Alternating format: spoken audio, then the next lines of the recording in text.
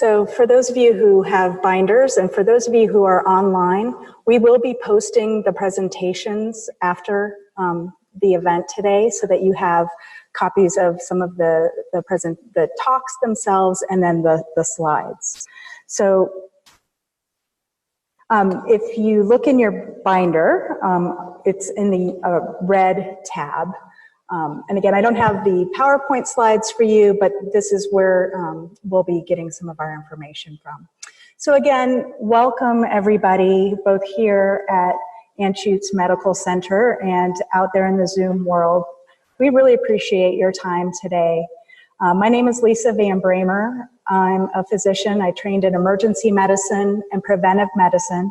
And in 2002, I started the Rocky Mountain Research and Prevention Institute, which is a 501c3 that has as its mission the desire to keep people healthy and safe in the Rocky Mountain region. A passion of mine has been advocacy.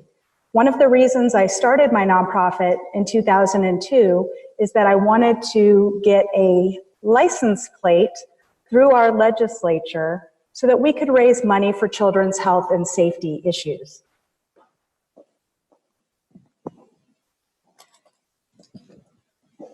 In the front of your binders, in the little plastic sleeve, is actually a picture of what the license plate looks like. This here is the license plate. It's purple and it's Colorado Kids First. And one of the reasons I wanted to have this plate is I went to medical school in Chicago, and Indiana had a Kids First plate that raised money for children's child abuse and neglect prevention. And I thought this would be a fantastic vehicle for us to have here in Colorado. Well, it took us 4 years to get this license plate through the legislature. And I jokingly say my whole life has always been in aliquots of 4 years. So I feel like I got a master's in advocacy. Because the first year, we went to the Transportation Committee and it died in committee and we were done. You have to come back the next year. You don't get a second chance during that session. The second year, we made it out of transportation. We went to appropriation and we died there. The third year, we actually passed on both sides of the Senate and the House, and then it got vetoed. That's a story for another day, but in God's great design, had that veto not happened, my daughter Emma would not have been on the license plate because the original design just had her brothers, the blue and the red handprint. So again, God knows what's best. So in that third year, I was blessed to have my daughter who was here and led one of our decades today. And I can just tell you, I just learned so much about the legislature and just how important it is that we have a voice and that we exercise that voice and also that it's not scary. And I can tell you one of the things that was the best feedback I got from some of the legislators was even though we were a grassroots organization, we were not a big, well-known nonprofit. We truly were grassroots. They said, you are winsome. You kept coming back every year. You weren't going to take no for an answer. In fact, I had one legislator say, I'm only voting yes so I don't have to see you again next year. And I was like, hey, I'll take it. So one of the things I really think is so important, especially for our pro-life community all over Colorado, is that we just need to have those skills, and especially our young people. And as you mentioned, when I was at the March for Life, I was so encouraged. My heart was just full because every direction that I looked, these were young people. These were kids in high school, college, early out of college, and they loved life. And we saw, I can tell you, it was the most diverse crowd I've ever been in. I looked over here, there were rainbow flags. These people say we are here for life. There were atheists who are like, hey, just because I don't believe in God doesn't mean I think it's okay to kill people. People were friendly, they were happy, they were taking care of one another. There were a lot of, oh, excuse me, please, thank you, can I get up with my group? It was just to see that many people together and to see such love was just amazing. And I have to echo, if you ever get a chance to go, or if you have a little bucket list, please put this on it. It was a tremendous experience. So again, what is advocacy? So advocacy, as we've seen even just in our scriptural knowledge, is just the act of pleading or arguing in favor of something or intercessing for somebody or some idea. An advocate, as we are going to use it today, is someone who publicly supports a cause or a policy. And most advocacy that we will be talking about in the next 20 or 30 minutes is just speaking up. And we now have at our disposal amazing ways of communicating with those people that we have elected. We can write them, snail mail, you can write them a text, you can send them an email, you can pick up the phone and actually call them. You can leave a message for them. And even better, if you get a chance to visit them. Now, there's different times of the year that your elected official will be available in different capacities. In Colorado, our legislature is in session from January to May, but outside of that, they have little coffees once a month. They're even available for you just to make an appointment and go and meet with them. And that's something that I would encourage you, not in the session, right now we're in the session, but outside of the session, to use that time to introduce yourself to your elected official. Because remember, they work for you, not the other way around. Contrary to what we may see in some of our national legislators who think that they are the leaders and we are to follow, it's the opposite. So again, we talked already about this, that advocacy are individuals or groups that can try and influence change through policy, through media, through other types of advocacy. And what we're going to talk a little bit about today is lobbying and testifying. So why do we need this kind of training? Well, it's daunting when you think about going in and trying to tell your legislator something that matters very deeply to you, especially if it's something very personal to your life or the lives of people around you. It can be a little bit daunting. So the whole reason that we're doing this training today is to help you feel more confident and comfortable about getting involved with public policy. And we want to give you some really easy skills and tools that you can use so that you can go out and affect change. Now, I don't know, those of you who are my age, if you remember Saturday morning Schoolhouse Rock, but we're going to watch this little clip right now. As your body grows bigger, your mind grows smaller. It's great to learn, 'Cause knowledge is power.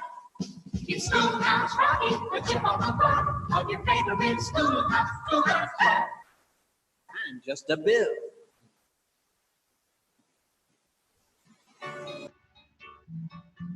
Whew, you sure gotta climb a lot of steps to get to this Capitol building here in Washington. Well, I wonder who that sad little scrap of paper is. I'm just a bill. Yes, I'm only a bill. And I'm sitting here on Capitol Hill. Well, it's a long, long journey to the capital city. It's a long, long week while I'm sitting in committee. But I know I'll be along someday. At least I hope and pray that I will. But today I am still just a bill. Gee, Bill, you certainly have a lot of patience and courage. Well, I got this far. When I started, I wasn't even a bill. I was just an idea. Some folks back home decided they wanted a law passed, so they called their local congressman, and he said, "You're right, there ought to be a law." And he sat down and wrote me out and introduced me to Congress, and I became a bill. And I'll remain a bill until they decide to make me a law. I'm just a bill. Yes, I'm only a bill. And I got as far as Capitol Hill. Well, now I'm stuck in committee, and I'll sit here and wait while a few key congressmen discuss and debate whether they should let me be a law. I hope and pray that they will, but today I'm still just a bill.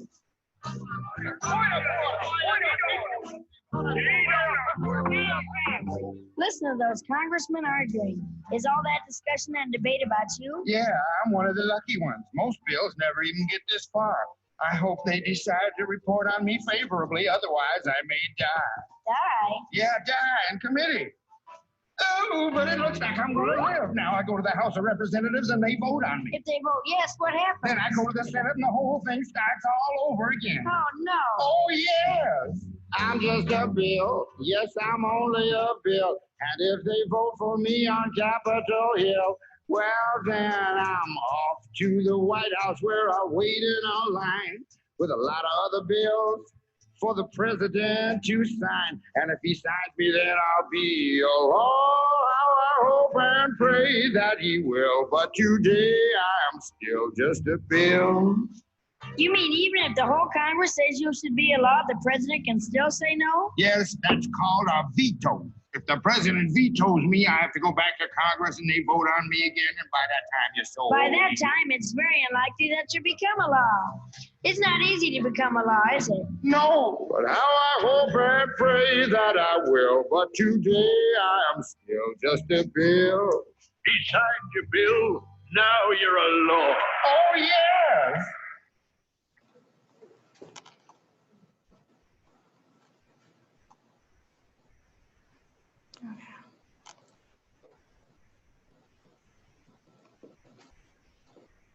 So anyway, that was just a nice little, let me see if this is on. A nice little illustration.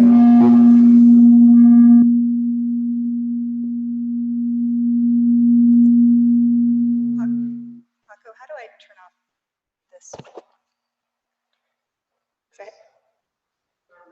It's off. Just use this. Oh, is it? Even though it's off, it's still giving me back.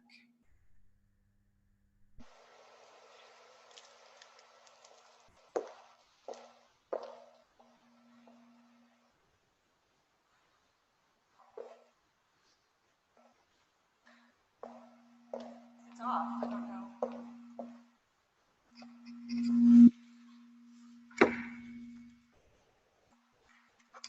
I don't know how to turn this off. The other one's off. This is not on. I don't know why it's doing anything. Can we turn that off? So I can just use this. So I just use this.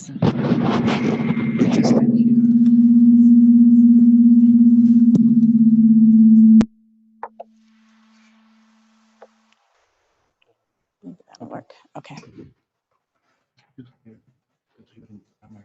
Use this. All right.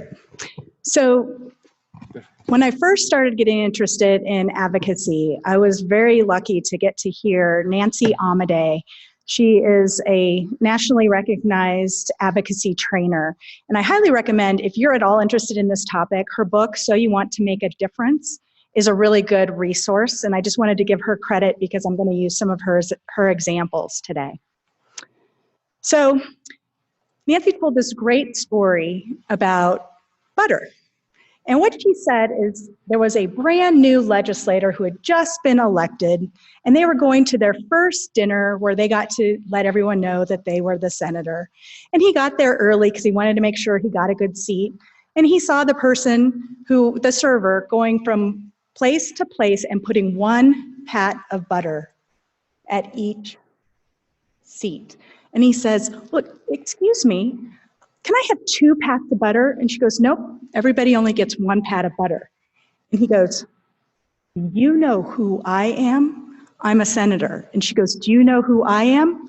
I'm the one who gives out the butter." We are the ones who give out the butter. We are the ones who vote for our elected officials. As I said earlier, they work for us. And that's why we shouldn't be intimidated when we want to go to them and ask them to do things on our behalf. As I mentioned earlier, the Colorado legislative process is different than other places around the country. In Colorado, we have a part-time legislature, which is only in session for 120 days. We have 100 members of our legislature. We have 65 representatives in the House and 35 in the Senate. So what does that mean when we have those numbers, 65 and 35?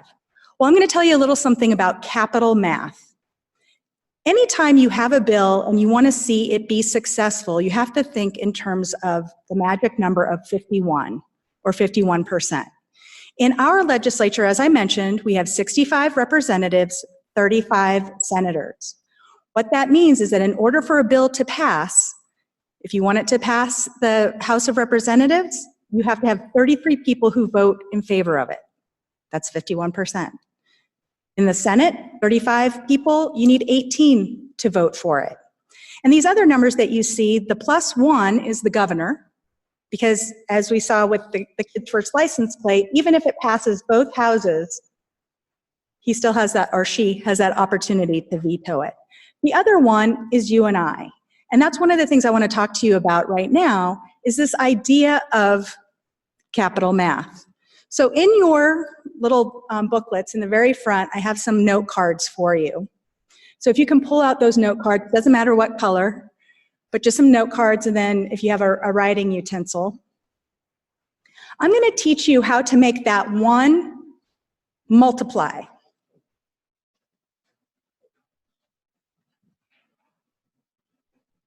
The first thing you want to think in terms of is, how often have you been on social media and you put something out there like, hey, look at my new shoes? And immediately you have like 38 people within a few minutes, you know, click like, love, haha, whatever emoji. That's what advocacy is all about. It's you put an idea out there to your friends and you see how many of them agree with you, and then how can you mobilize them? I mean, don't you wish you could get royalties from some of these shoe companies every time you flash your really cute boot and all your friends go out and buy them? Well, you can do that with your vote and with your advocacy. So right now on your little card, I want you to think in terms of, what groups are you a part of that have more than one other person? Are you in Boy Scouts or Girl Scouts? Are you on sports teams? Are you a part of professional organizations? Write those down. And next to those ideas of, or those organizations that you're a part of, just in parentheses, put the average number of people you think are in that group. So if you're in a Boy Scout troop, maybe you have 12 people. Put 12. Take a moment.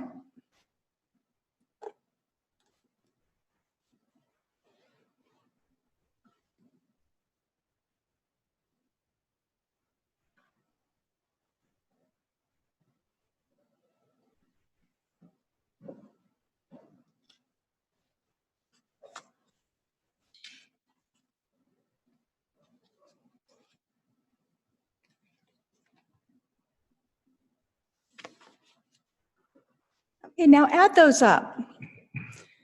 Now, for those of us in the room that are Catholic or Christian, it's very common when one of us is in trouble or we need some help from our friends to ask people to pray for us, right? Think of those same people who are in your email contact lists or on your social media or in your phone for texting that you wouldn't even hesitate to reach out to and say, hey, would you pray for me? Because really right now what our state needs is to advocate, or to advocate for sure, but also to mobilize prayer warriors all over this state. Babies are being murdered in this state. There are babies that are dying. This truly is a call to action. And that's why we're here today. And not only, we're going to hear a speaker in a few minutes who's going to talk about conception to natural death. And, Michael did a great job of really taking us through that whole life cycle, that life at every stage is precious and deserving of being protected. And that's why we're here today. So, as you saw in the video, the very beginning step is a bill is an idea. It's somebody who says, you know what, we need to have people agree to a certain set of rules so that we can keep our society healthy and safe. And so when there is a bill, it either will create a new law or it can amend or change a law. And as we know, there are some very egregious laws on our books, both at the state level and at the national level, that probably need to be amended or abolished. For Colorado's purpose, and this is more of a logistical issue, each bill is numbered. So a bill will start with which house it's in, so it'll either be a House bill or a Senate bill. It'll start with the year, so all the bills for this year will begin with 20, and then they're just numbered sequentially. All bills have to have a sponsor. So again, a sponsor is a legislator who agrees to introduce this bill. Now, if you have an issue that you care about, you may find that your particular issue fits with a certain committee, like the Health and Human Services Committee, but maybe your elected official isn't on that committee. It's still okay for you to reach out to those other legislators and say, hey, I have this idea for a bill. For the sponsor, their responsibility is whichever house they're in, whether it's the House side or the Senate side, is they have to find a sponsor who's in the opposite house when the bill gets introduced. And at any point during the whole process, other legislators can add their names to it as co-sponsors, but it's not necessary. What the sponsor is then responsible for doing is bringing their bill to the committee that it is going to be assigned to, and introducing it and advocating for it, and helping also recruit people to come in and testify on behalf of that bill. So all of you, if you look on your folder, if you close it and turn it to the very back, you have your own copy of this diagram, how a bill becomes a law. I'm not going to read it to you. It's here for you, and basically the cartoon did the same. But this is how bills in Colorado become a law. So in summary, say that a bill is going to start on the Senate side. The first thing that happens, and what's really great in Colorado, is every bill that is introduced has to be assigned to a committee, which means it will have at least one committee day where it will be heard and where people can come in and testify. That is not the case at the national level. And I can tell you, the Born Alive After Abortion bill is a bill that has been introduced multiple years. And this last year, when it was introduced on the House side by Representative Steve Scalise, House Speaker Nancy Pelosi refused to assign it to a committee. So if a bill at the national level is not assigned to a committee, it does not get heard. But there is one maneuver that can be done in order to override the speaker's reticence to go ahead and assign that bill, and it's called a discharge petition. So a discharge petition basically says if you can get 218 of the other Congress people in the House to say, you know what, that bill deserves to be voted on. And the person who says that, the congressman who says that, doesn't even have to say, I'm going to vote for it myself. I'm just saying that this bill has merit and deserves to be voted on. And so this past year, I was invited by the Heritage Foundation to go to Washington, D.C. to talk to my congressman, Jason Crow, about signing that discharge petition. The Heritage Foundation flew me all the way to Washington, D.C., and Congressman Crow would not see me. He wouldn't even send one of his policy people to meet with me, which they said was unheard of, but they say it's kind of par for the course with this freshman group of legislators who are not, you know, for lack of a better term, professional legislators. So I went back to Denver, he didn't see me. And then when I came back and you know, kind of filleted him a little bit on social media, his policy person here in Denver reached out to me. And so we got together and we agreed to do a convening last May on the Born Alive bill. And it was here at this campus back in May that we brought together thought leaders and we talked about what are some practical solutions for this Born Alive After Abortion bill. We didn't talk about abortion. It had nothing to do with that issue. The Born Alive After Abortion bill just says that if a baby survives that procedure and is now breathing, it deserves to get the same care that anybody would get if they were born anywhere, whether it's, you know, at a bus stop or in a public bathroom or at your home or at a hospital or at an abortion clinic. So we did that convening, and unrelated and unbeknownst to me, I did not know that Representative Shane Sandridge out of Colorado Springs was going to be introducing a Born Alive bill in our Colorado legislature, which is, again, part of the reason that all of this has been so last minute. Is one, that's just the nature of the beast when you have a legislature, is that, bills come up, not everybody can know what everybody is doing at any given time, but as soon as we knew that we had somebody who was going to carry this bill, we were able to mobilize all those resources that we put together last spring. And so that's what's so exciting about today, that tomorrow that bill is going to be heard in our legislature. Now, a tactic of the committees is that, as I mentioned, it has to be heard.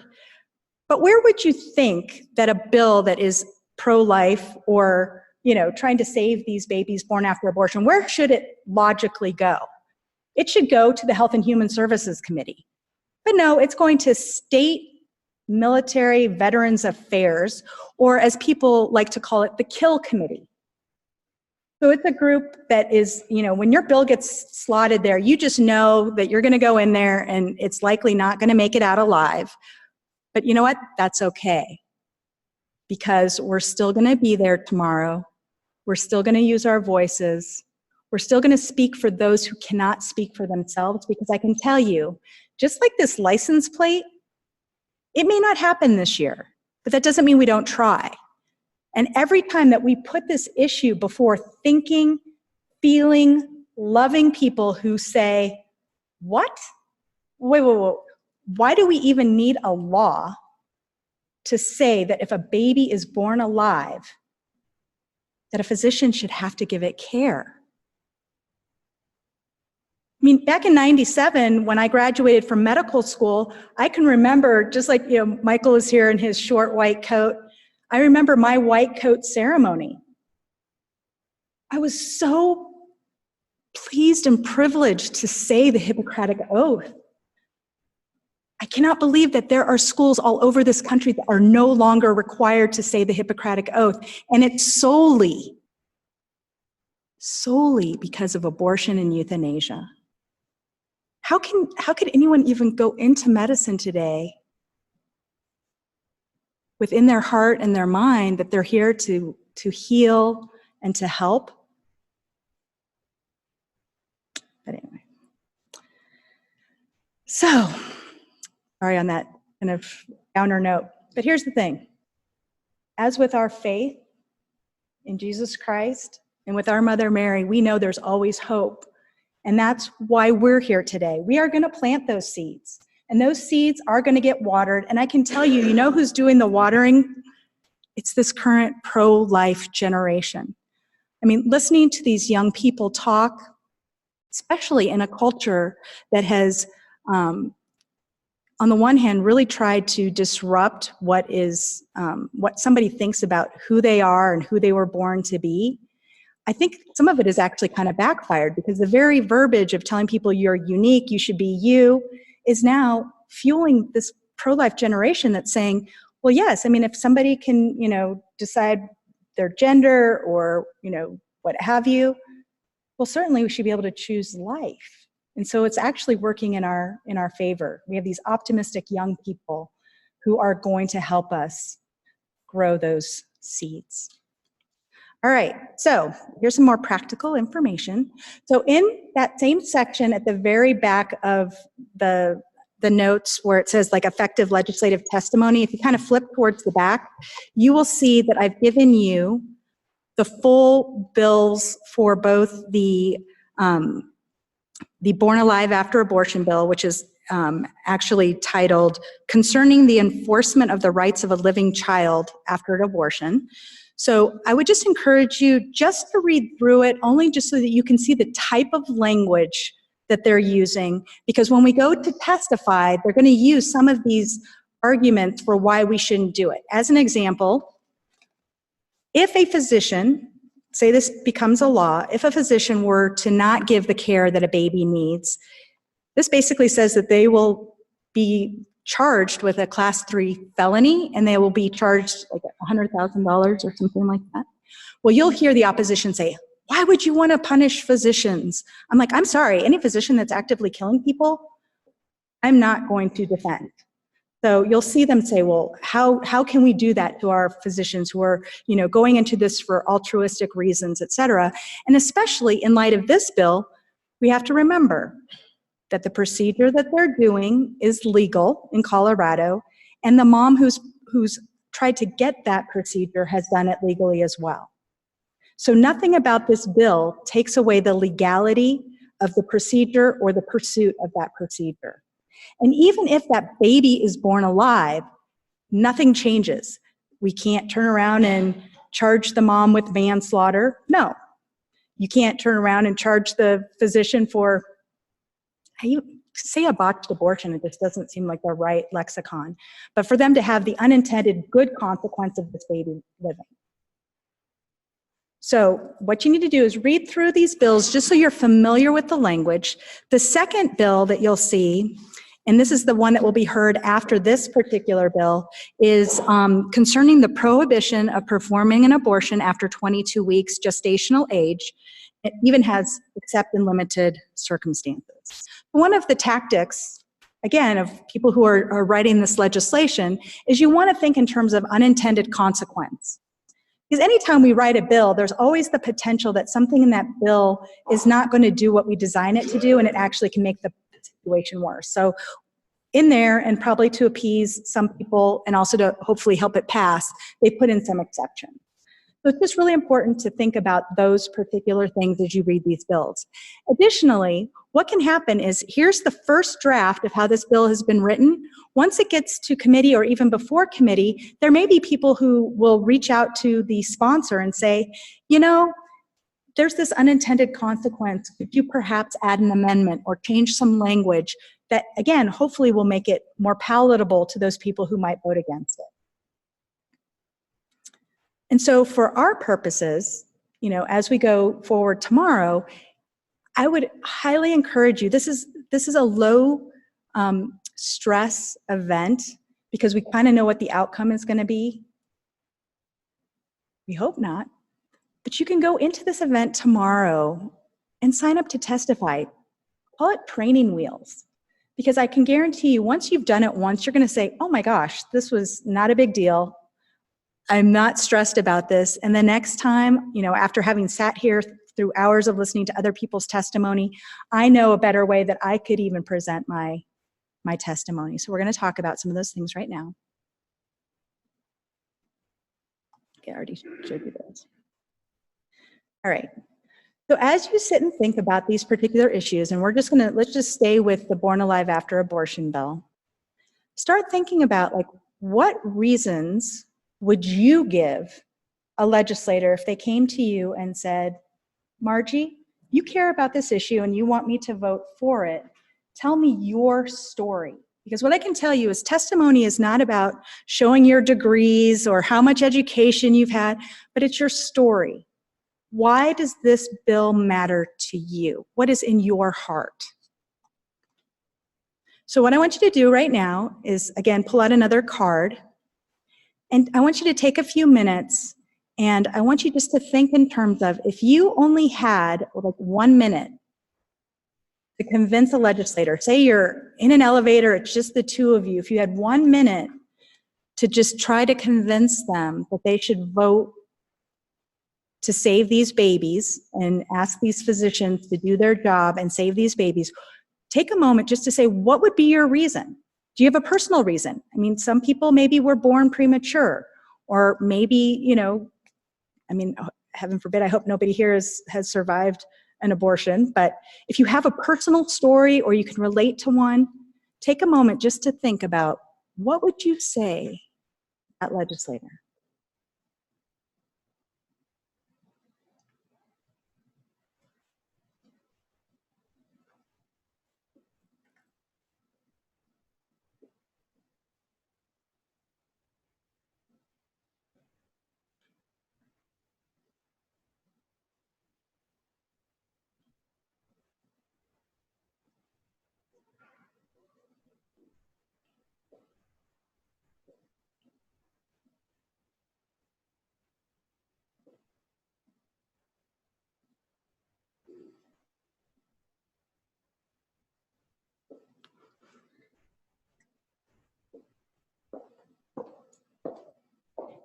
Are there any brave souls who want to share?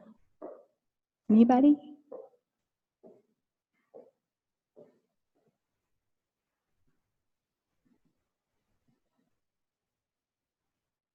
I'll give you a minute. People are still writing.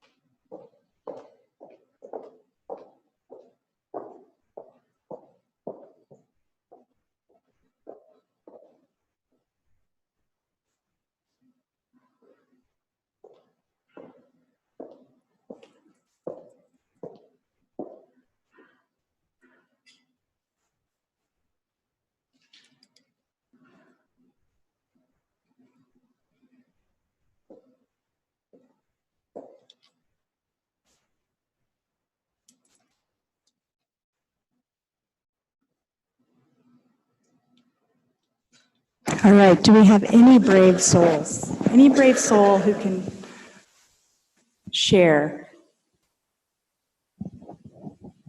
Nobody? I can talk. I'll always talk. I was thinking of an experience that could possibly be relevant. I have a great-granddaughter. She was born when my granddaughter was 16 years old. Brittany, my granddaughter, was too immature to have a baby. The parents, of course, in our family, abortion would never be an option. And so it was decided that she wanted to have the child. We wanted to welcome the child into our family. When Brittany was less than 6 months pregnant, she went into labor, and her health began to be compromised by the labor. The baby was struggling within her to live. There in West Texas, it was coming a tremendous thunderstorm. The local hospital wasn't equipped to deal with neither mother nor child.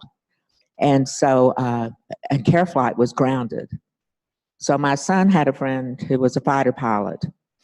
And he said, I'll take my private plane if you and Brittany and the baby are willing. So they did. They flew to Cook Children's Hospital in Fort Worth. And there, both Brittany and the baby struggled for their lives. Briley was born weighing less than 2 pounds. I was living and working in Washington, D.C. at the time, and my son called me frantic, and he said, you must get here, because they tell us we need to surround this baby with love so she will live.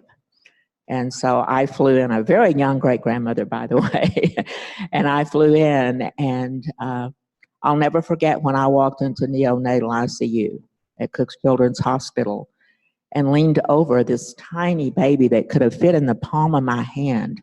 And they said, she's a fighter. The odds are against her, but we believe she may make it because she is fighting so hard to live. And when I leaned over and introduced myself to her, she reached a little hand up and she grabbed my finger. Tiny little baby. Her fingers were, not even with nails yet. And she fought and she fought and she fought. She was in the hospital 3 months, but we brought her home, and she is a healthy, happy, viable life today. I can only imagine what it would have been like for Brittany to have had a late-term abortion at 6 months, less than 6 months, and to have to, as the great-grandmother of this child, stand and watch the baby fight to live and struggle to live and reach out for someone to help, and there be nothing or no one there. So I would say the family surrounding the child with love, even in front of the legislature, to let them know that this is a living, viable human being. And what must that baby in its tiny preformed emotions be feeling? What despair and, just what heartbreak must that tiny scrap of life be enduring to realize there's no one there to love or care, and that the death wish is upon that child. It's an atrocity. I can't even imagine how we got where we have, even though I've spent, 12 years researching that now. We're at a terrible place in our history of humankind, and we must move upward from here.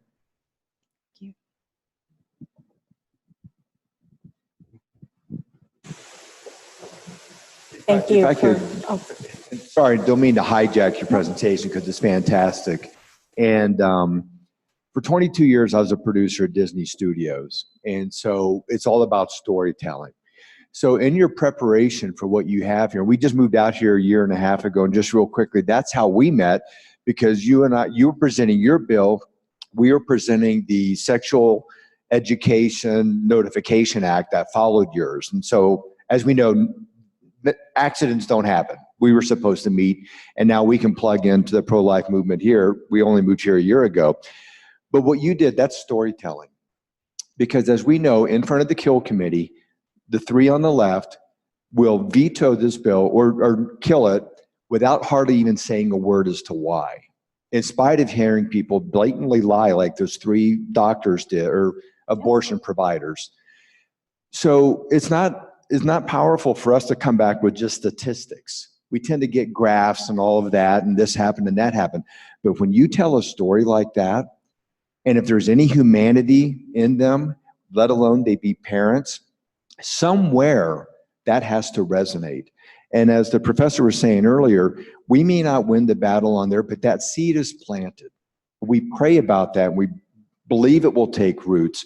But the more we can do storytelling, I mean, I'm a big time football fan. I'm an Ohio State nut, all right? We just had our leading rusher. He's going to be a junior. He's going to the NFL. During the broadcast, they talked about how his mother, I think she was 18 or something, went into an abortion clinic to have an abortion, and she just felt convicted that it was the wrong thing to do. To say that this baby is not a human being in the mother's womb, and now 19 years later, this guy's Ohio State's second leading rusher of all time, we can only imagine the what ifs of these stories. So I just encourage, as you're preparing folks, to these testimonies and being there, if you can tell a story that people can relate to, it's going to make a difference at some point.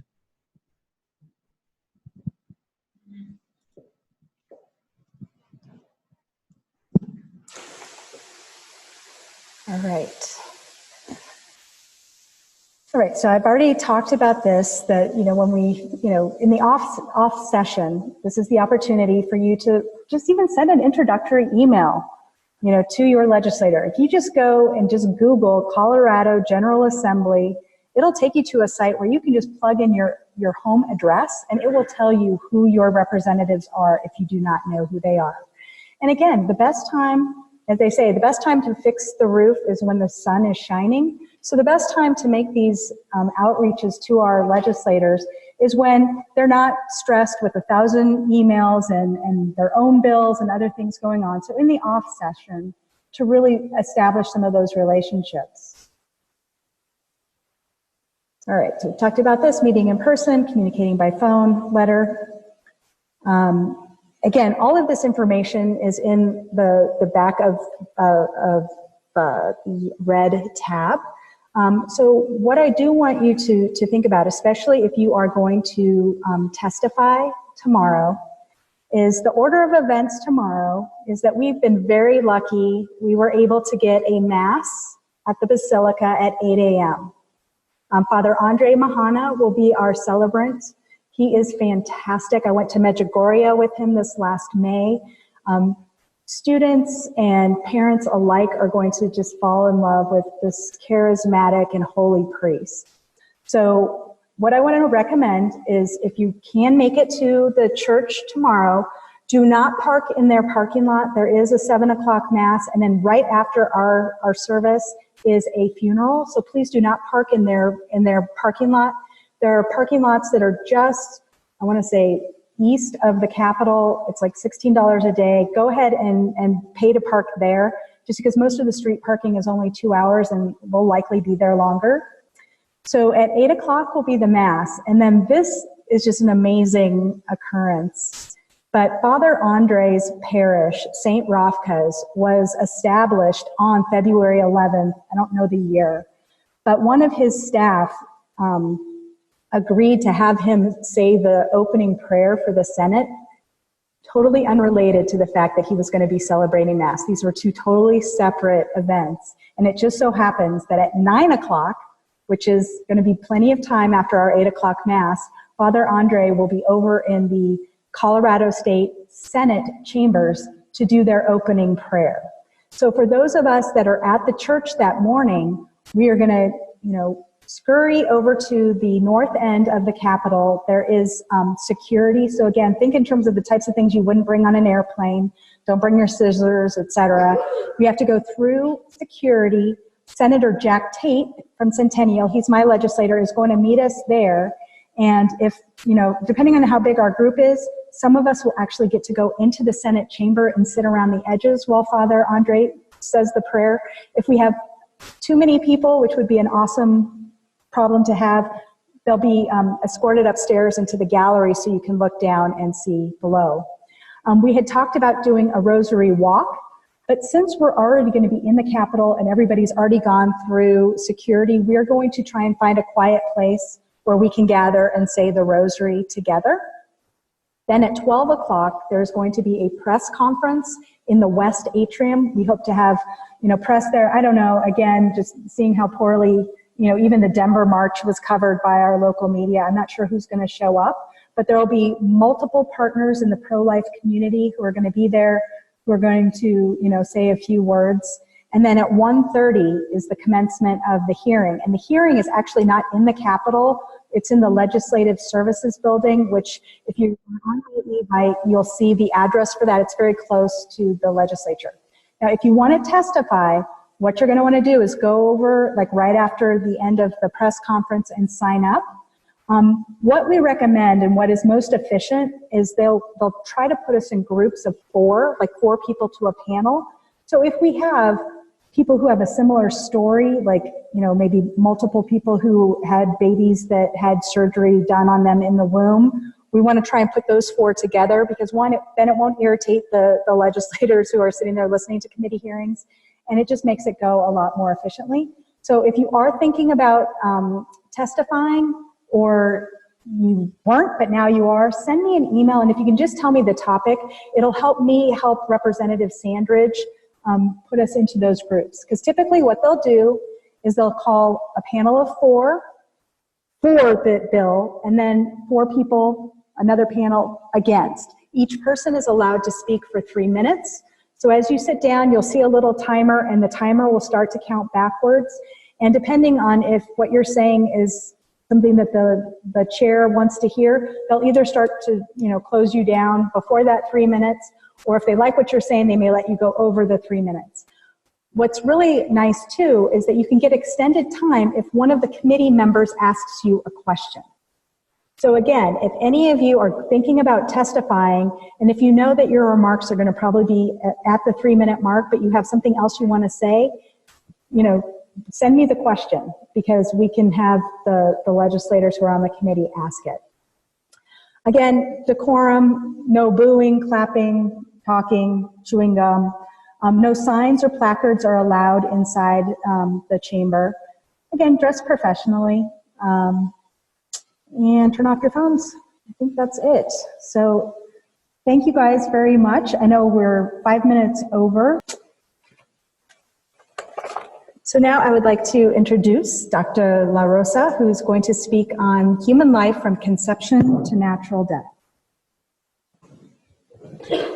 Well, thank you very much, Lisa. I'm Francisco La Rosa. I'm a pathologist at the Department of Pathology here at the University of Colorado.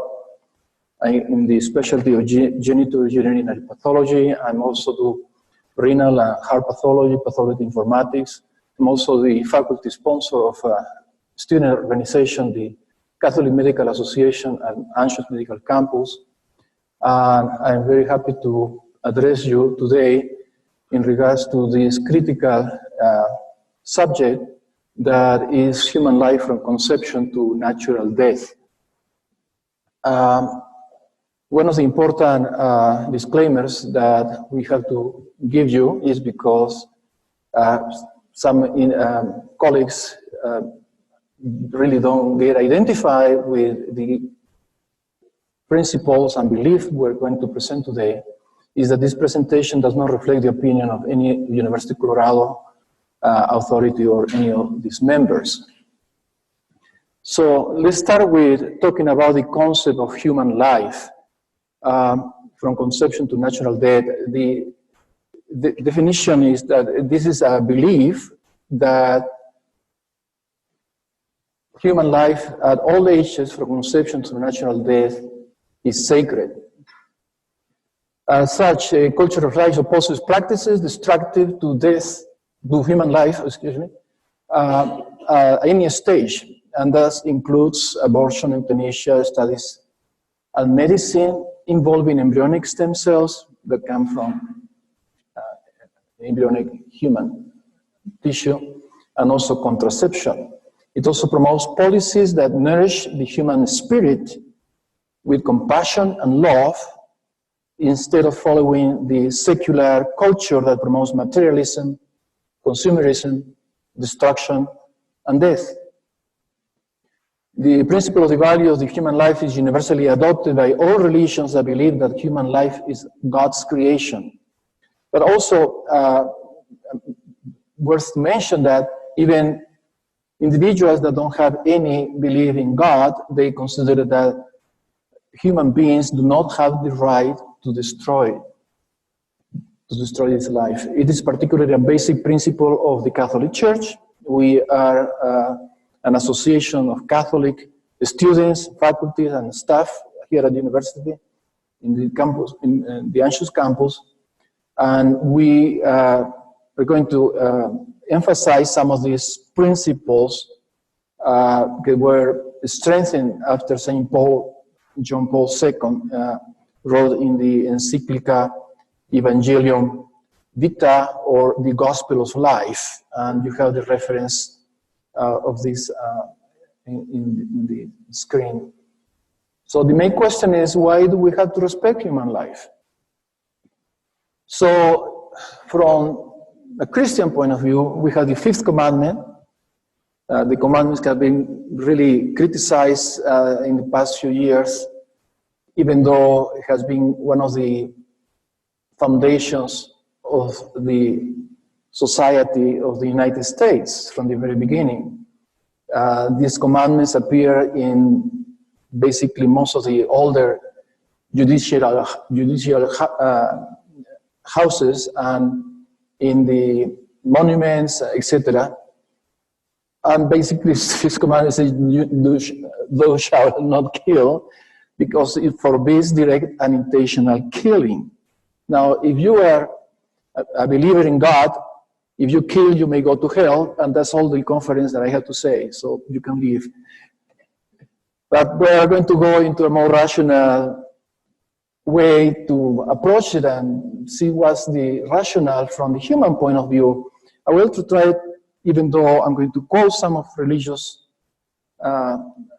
authors, I think that the most important thing here in university like ours is to use the scientific reference and foundation that talk about the value of human life. So we have here in this Princeton University website a collection of scientific references that were, through the years, basically acknowledging that the development of human life starts at fertilization. And they talk about when the sperm fertilizes an oocyte, forming zygote, human development begins as fertilization. The beginning or primordium of a human being is the zygote. The embryo is an organism in the early stages of development in a man, from the time of conception to the end of the second month of the uterus. So we can browse all the references here, and I have highlighted the most important element, that they all acknowledge that human life starts at fertilization. These are just authors. Langman is one of the most very well-known authors. We use this book, Medical Embryology. Since I was in medical school in Peru even, we had a translation. In his editions, all of them, it says at the beginning, the development of a human being begins with fertilization. And I don't know the religious background or the political affiliation. These are all scientific statements. So the new life begins with the zygote, the time from after fertilization, fertilization, and the ovum and the sperm, etc., etc. So, do we need to question when life starts, when human life starts? This is the scientific community giving us that. Here we have, a series of other quotations, but at some point there was a group from the cloning and beyond in the Brave New World, relatively recent in the scientific timeline. They decided to change the term embryo with the term pre-embryo, because these were the cloning people and they didn't want to really call embryo that was implicating the concept of human life. So basically, it was identified that this term pre-embryo is just used in the political arena. It's even used to qualify for grants applications, the central government, because if you are talking about using human life for these experiments, then probably it's going to create a conflict of interest and also some ethical considerations. But if we say that it's just a pre-embryo, then the scientific community can accept it in a more politically correct way, let's say that way. But these are just new concepts.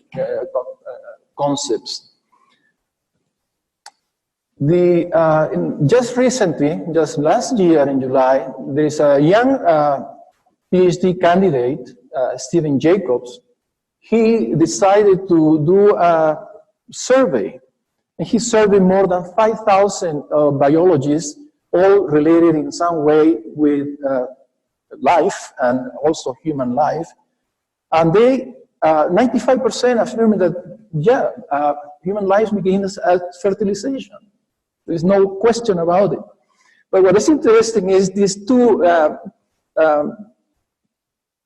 following questions that were included in that questionnaire. When they asked the question, the end product of mammalian fertilization is a fertilized egg, 90% agree that the development of a mammal, a monkey or a dog, any other organism that uses milk to feed the youngs, it begins at the moment of fertilization. Only 10% they deny. However, when the question was changed and it was used to talk about if the spermatozoa and the male and the oocyte from the female unite to give rise to a new organism, that is the zygote, only 75% agree that fertilization marks the beginning of a human life.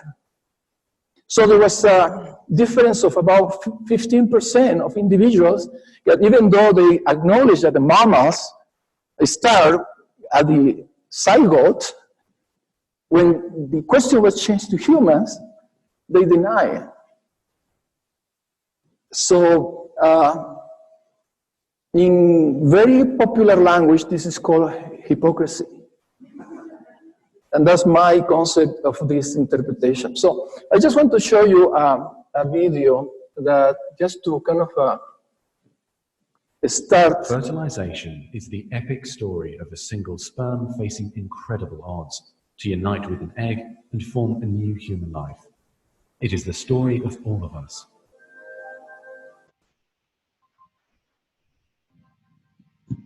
During sexual intercourse, about 300 million sperm enter the vagina.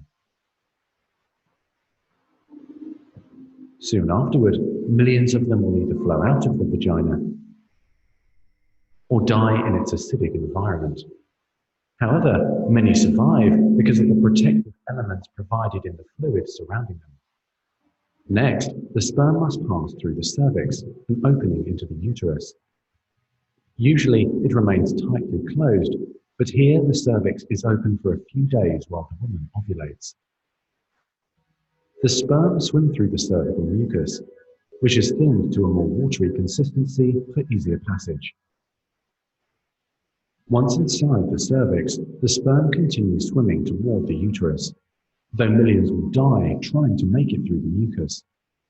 Some sperm remain behind, caught in the folds of the cervix, but they may later continue the journey as a backup to the first group. Inside the uterus, muscular uterine contractions assist the sperm on their journey toward the egg. However, resident cells from the woman's immune system, mistaking the sperm for foreign invaders, destroy thousands more.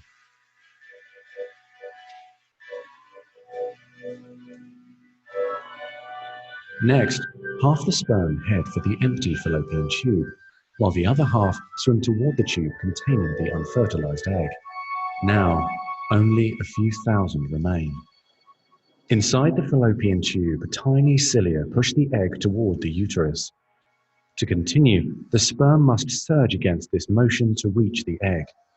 Some sperm get trapped in the cilia and die.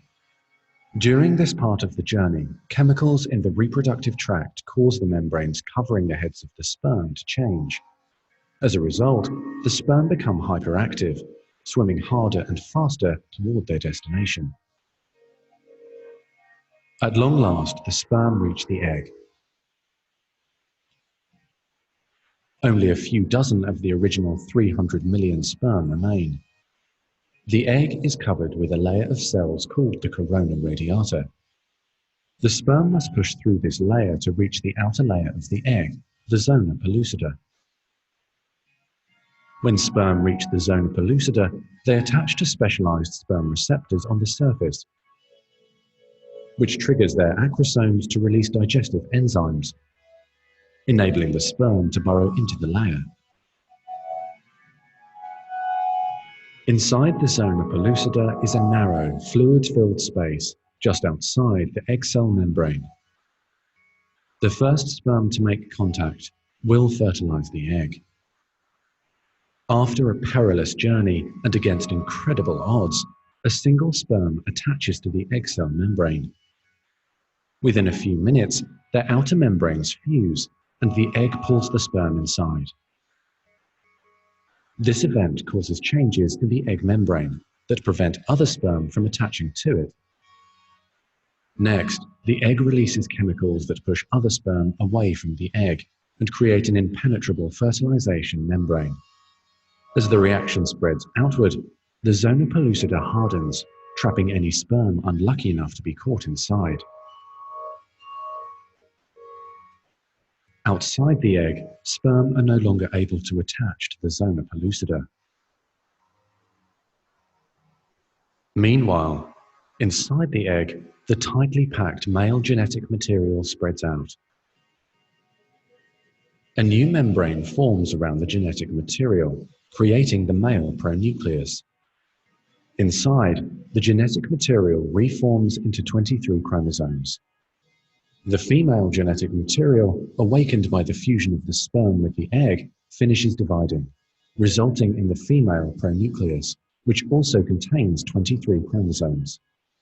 As the male and female pronuclei form, spiderweb-like threads, called microtubules, pull them toward each other. The two sets of chromosomes join together, completing the process of fertilization. At this moment, a unique genetic code arises, instantly determining gender, hair color, eye color, and hundreds of other characteristics. This new single cell, the zygote, is the beginning of a new human being. And now the cilia in the fallopian tube gently sweep the zygote toward the uterus, where he or she will implant in the rich uterine lining, growing and maturing for the next 9 months until ready for birth.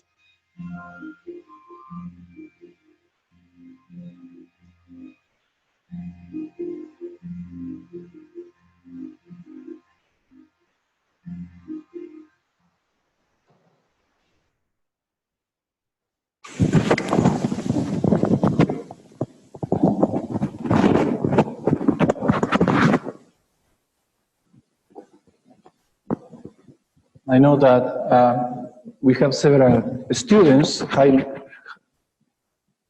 school students that are watching this presentation, and I thought that it was cool to introduce just this kind of images, because when you see this wonderful biological phenomenon that nobody understands very well, how these spermatozoids are just chasing for the egg, there are chemical reactions. We can be very pragmatic. God is not part of the equation. But anyway, it's quite an intelligent creation from my point of view, that is difficult to believe that this is just a random event that has created this wonderful system in biology that allows us to be here. Anyway, so based on that, we want to analyze the most important question for this summit. Why do we have to respect human life? We consider that human life is the highest, the most fundamental human right. So the destruction of human life for the benefit of another human cannot be considered a human right. So we cannot put any human right above human life. And that's basic principle. It is written in the American Declaration of Independence, all men are created equal. They have unalienable rights, and one of them is life, together with liberty and the pursuit of happiness.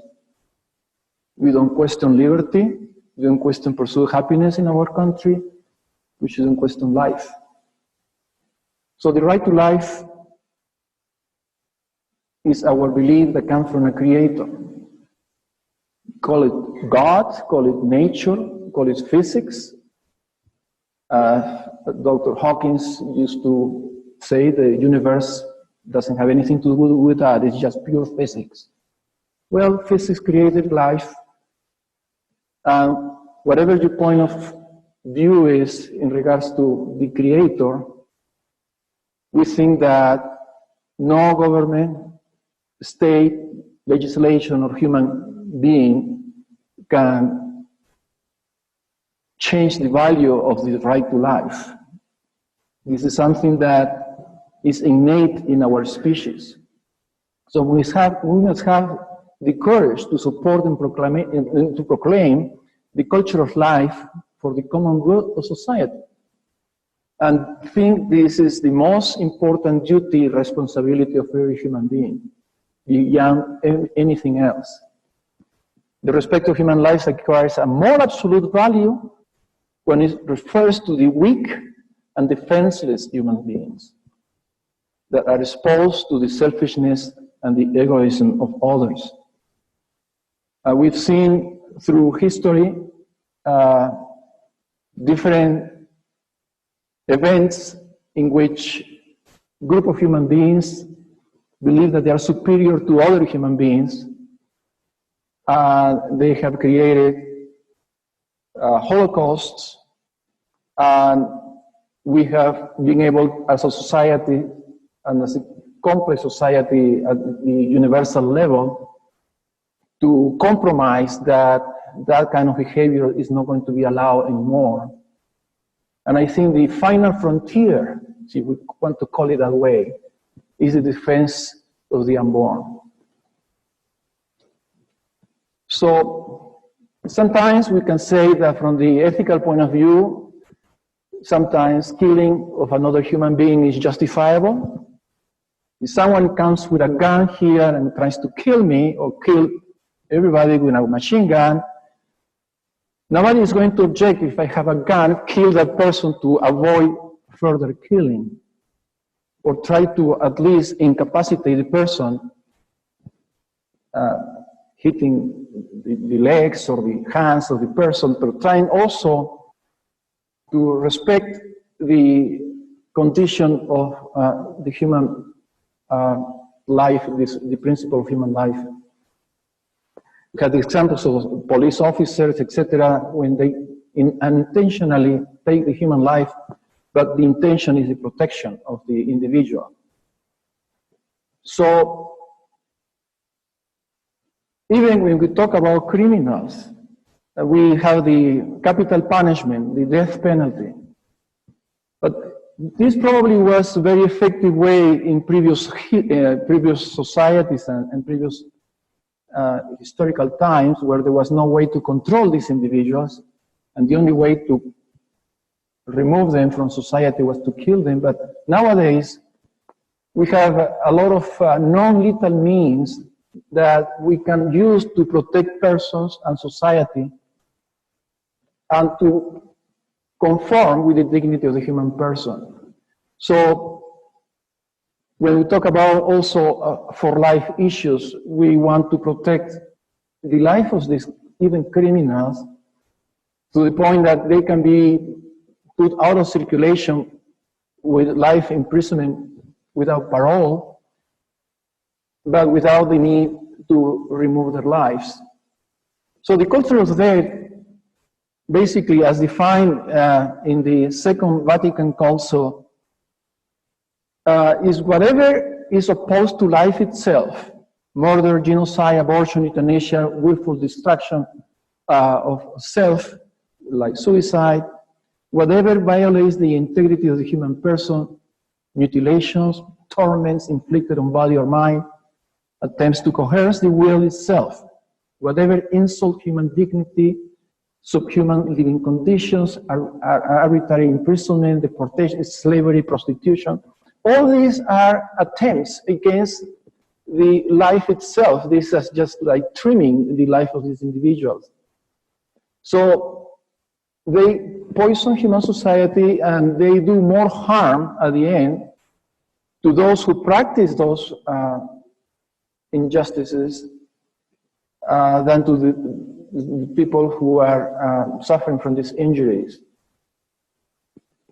Anyway, St. Paul II acknowledges in his encyclica that nowadays we have a clash between good and evil, death and life, and we have the responsibility of choosing unconditionally pro-life issues and to accept the responsibility no matter what the cost is. In our environment, this is a very secular university. We have faced constant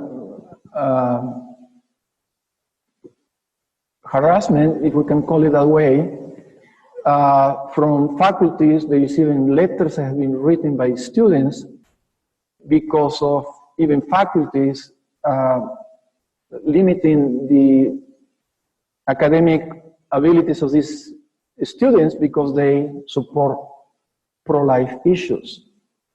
Even within our own groups of medical students and faculties and staff, we find people who have completely different approaches to this defense for life.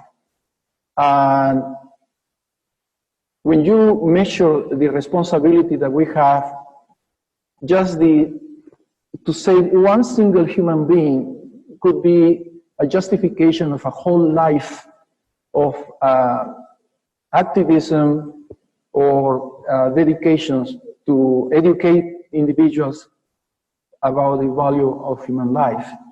The four most important causes for the culture of death, as established by St. John Paul II, are, first of all, the misunderstanding of the human person. There is a false idea of freedom, which has become separated from truth. There is a loss of sense of God. When our society was created, the motto was, "In God we trust." Now there is a very significant group of people who want to remove that statement from our society. And it's also a misunderstanding of what its conscience is. In the first aspect today, there is a sense that the human person has dignity and value only if he or she is wanted or if it is useful. But if it is not useful, we don't need to have them around. I remember in the March of Life 2 years ago, there was a presentation in which one of the expositors said, in the Netherlands, they are not being able to solve the problem of Down syndrome. There is no Down syndrome in the Netherlands. Oh, that's wonderful. Yeah, they killed them all. So all of the children that have Down syndrome are aborted. They don't have. So this is the point that I want to make in this way. There is a misunderstanding of what a human person is. It's just something like a machine that it needs to work, and if it doesn't work, it has to be disposed. So the right to life and human dignity is not depending on the person's autonomy and the ability to live independently. And the government doesn't have the right to decide who has dignity and who does not. The second aspect is the false idea of freedom that became separated from the truth. It's very easy now to say, oh, the truth is relative. I have my truth, you have your truth. But by definition, that's not truth. This disconnection leads to a subjectivism and relativism that negates objective truth about what is good and what is evil. So I can do whatever I want. So such a separation leads the person to be always changeable opinions, and is all based on your self-interest. And whatever is going to shift you to this, making these opinions and based on this relativism. And it's paradoxical that sometimes even the animals have more dignity than human beings. So this is what the, you remember this character in a Saturday Night Live, the church lady? Well, isn't that convenient that we can create our own truth? So the culture of life for a believer or non-believer is deeply aware that freedom and truth must be related, and that truth, freedom must be grounded in the truth. We cannot have real freedom if we are going to be all the time in a wishy-washy environment where we can change the truth every day we want. And what I was mentioning before, there is a loss of the sense of God. When God is forgotten, life itself becomes a mere thing. It's just an object. The humans claim as their exclusive property, completely subject to their control and manipulation. And this is based on the loss of the sense of God, based on materialism that goes, is based on individualism, utilitarianism, and hedonism, that is the self-satisfaction. And we see that every day. Just log in Facebook and you will see it, or Twitter.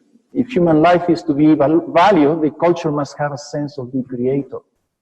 And the moment that we get God out of the equation, that is when we have the beginning of the end. And the final one is a misunderstanding of the conscience. We don't have a conscience anymore. This case led to a confusion, what is good and what is evil. It's kind of related with the previous ones in a way. Too often today, because of the influence of the media and the secular world, even our youth doesn't have a compass. They don't have a way to direct their values. Conscience is understood more as a one's opinion than anything else. So there is a lack of reason and logic, and this leads to a culture of ambiguities when objective evils are judged as good. So if I want something and the conservative culture is telling me that it's evil, I can justify myself and say, no, this is good, and I can do it. So The proper understanding of conscience and the acknowledgement of good and evil as defined by truth and by God is basically the foundation of our culture of life. And we don't have that, we cannot identify ourselves with that principle. So how can we form our consciences so that we can make correct judgments? So we start with a good faith in God. So through a living faith in God, does the human person come to understand himself or herself and the dignity that we have as the children of God. Like in other relationship, we need to have a good relationship with God. It should be our deepest desire. Our truest identity is as a beloved daughter or son of our Creator. If we don't identify ourselves as children of God, then actions and words should flow from this identity. So, St. Paul continues with his encyclica talking about abortion and euthanasia as the crimes that no human law can claim as to be legitimate. Even if the law is there, that doesn't mean that the acts of abortion and euthanasia are okay. So if there is no obligation in conscience to obey such law, instead, there is a grave and clear obligation to oppose by conscientiousness objection. By conscientiousness objection. At the same time, we must have concern for immigrants, the suffering, the sick, and the poor. We must work for the avoidance of war, the elimination of death penalty, and at the end of drug trafficking. And if we are truly going to build a true culture of life, all these are also matters of concern. So the inherent dignity of the human person from the moment of conception to natural death must be the lens through which all decisions related to human lives are made. We must constantly, at every level, promote the dignity of the human person and the truth that every human being is created in the image and likeness of God. So these are two paragraphs that were taken from the Gospel of Life from St. JP2 as a firm and persevering determination to commit oneself to the common good. Solidarity also needs to be practiced through participation in social and political life. Serving the Gospel of Life thus means that the family, particularly through its membership of family associations, works to ensure that the laws and institutions of the state in no way violate the right to life, from conception to natural death, but are rather to protect it and promote it. And I think this is one of the foundations of our summit. Consequently, that we do as the people of life, all for life, should be interpreted correctly and welcomed with favor when the Church declares that unconditional respect for the right to life of every innocent person from conception to natural death is one of the pillars of which every civil society stands. She wants simply to promote a human state that recognizes the defense of the fundamental rights of the human person, especially of the weakest, and its primary duty, as a primary duty. So I just want to finish with the quote from the Bible: as the Father has loved me, so I have loved you. Abide in my love.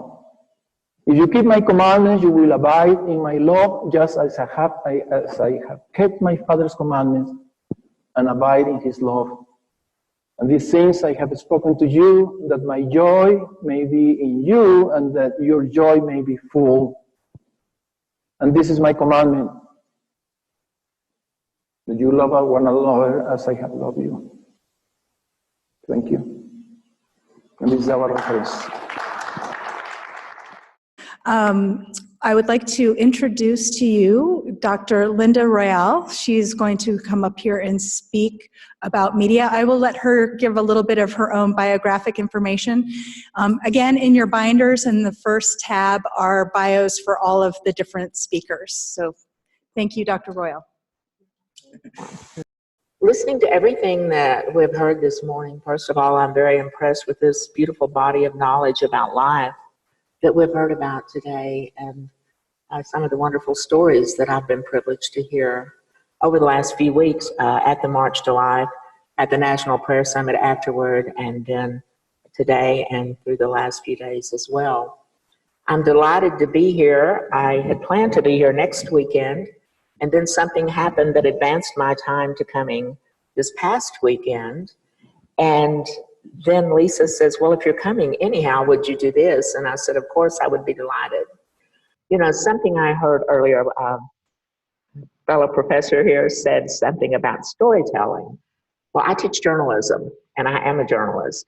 And so I base a lot of what I do and even my research around how does this story tell? Does this tell a good story? Can I bring information to the public by telling a story that will be compelling and resonate and ring true with them? One of the questions that I have my students answer before they approach research, which to me is the foundation of all truth and good journalism, of course, I tell my students to ask themselves, why should they care? Why should anyone care about what this story is about?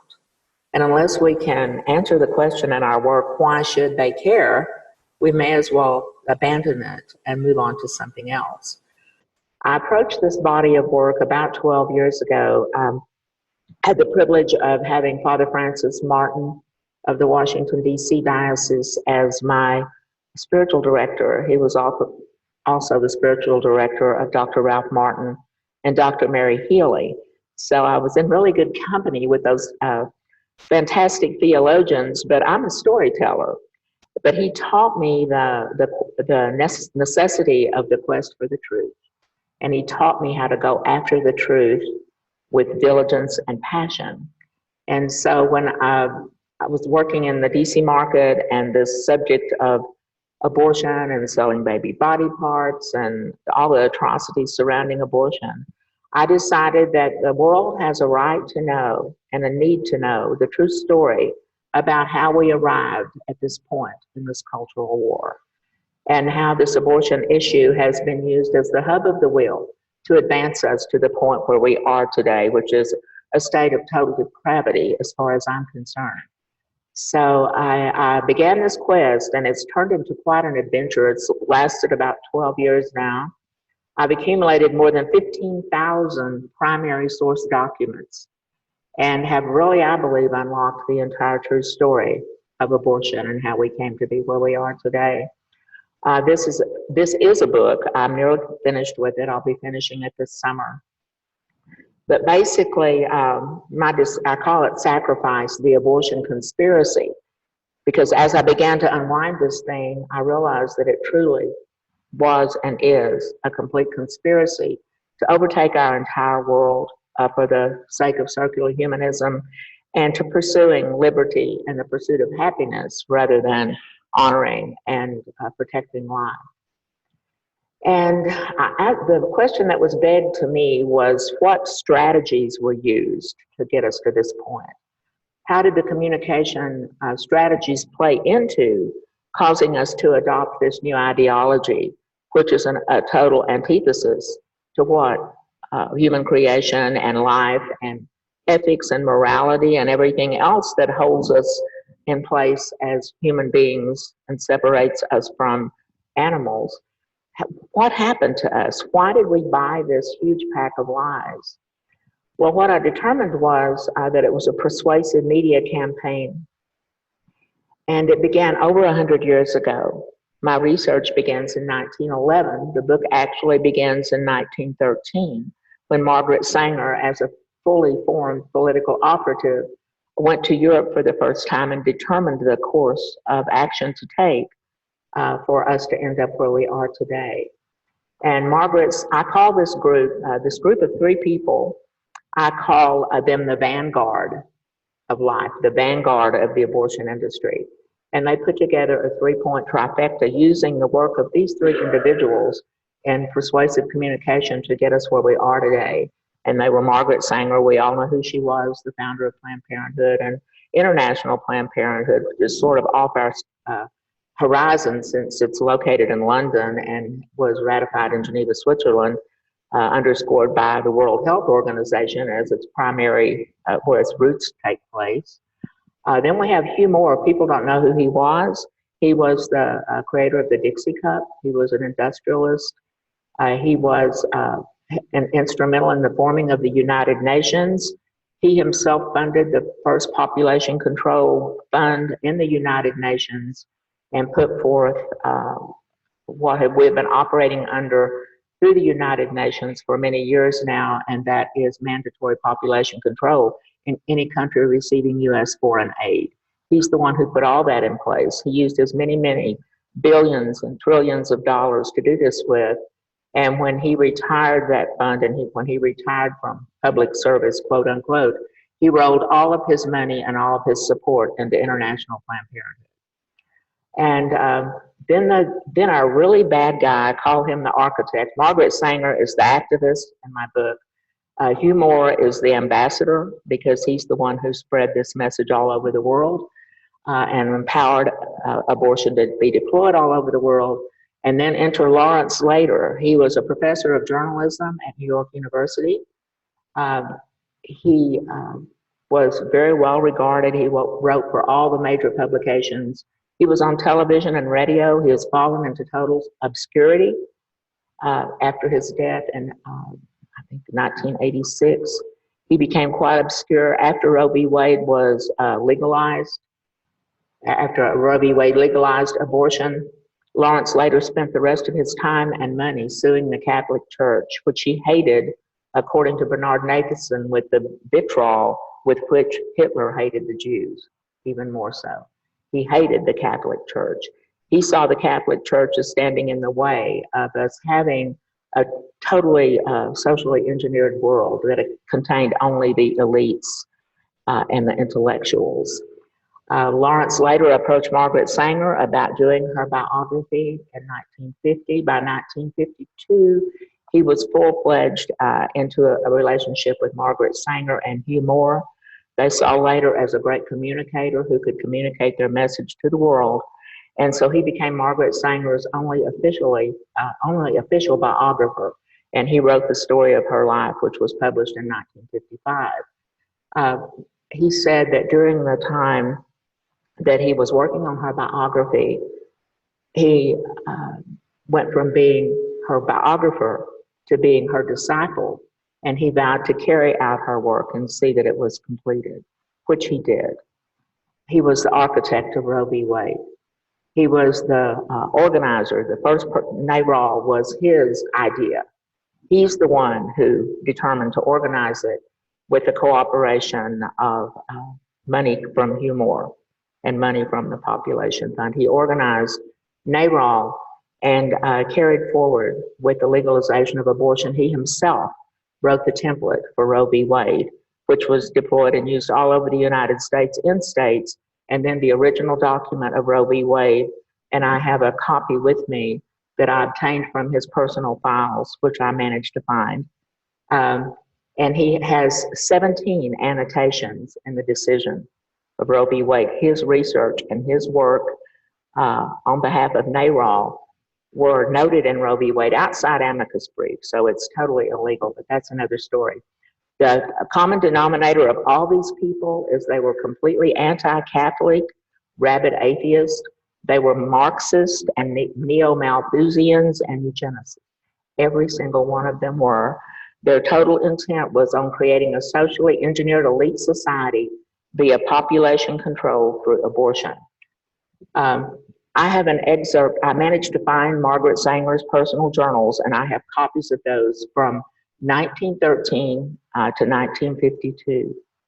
And in those, I start the book in Barcelona, Spain, with Margaret Sanger looking out over a plaza in Barcelona, and she's looking at the Spanish men and talking about how wonderful they look. But she said, they're also like half human and half animal. She said, you know, they're the deplorables. She used the word deplorables. You know, Hillary Clinton probably channeled her when she was doing that, when she was using that word. In this section, this day in this book, she used the word deplorable to describe people of inferior races, inferior species. She went on to do a diatribe about all the things that could make a human inferior. Then she goes on to say, we need to take a lesson from the mother bears and kill them when they're born. And then she puts in parentheses, or perhaps before they're born, I need to pursue this avenue of reasoning. So it was in 1913 in Barcelona, Spain, when Margaret Sanger evolved the idea of prenatal abortion. Most of the studies on abortion rights movements have been from a pro-choice liberal perspective, which marries feminism with abortion rights, the right of the mother to choose the liberty, and her pursuit of happiness over the life of her child.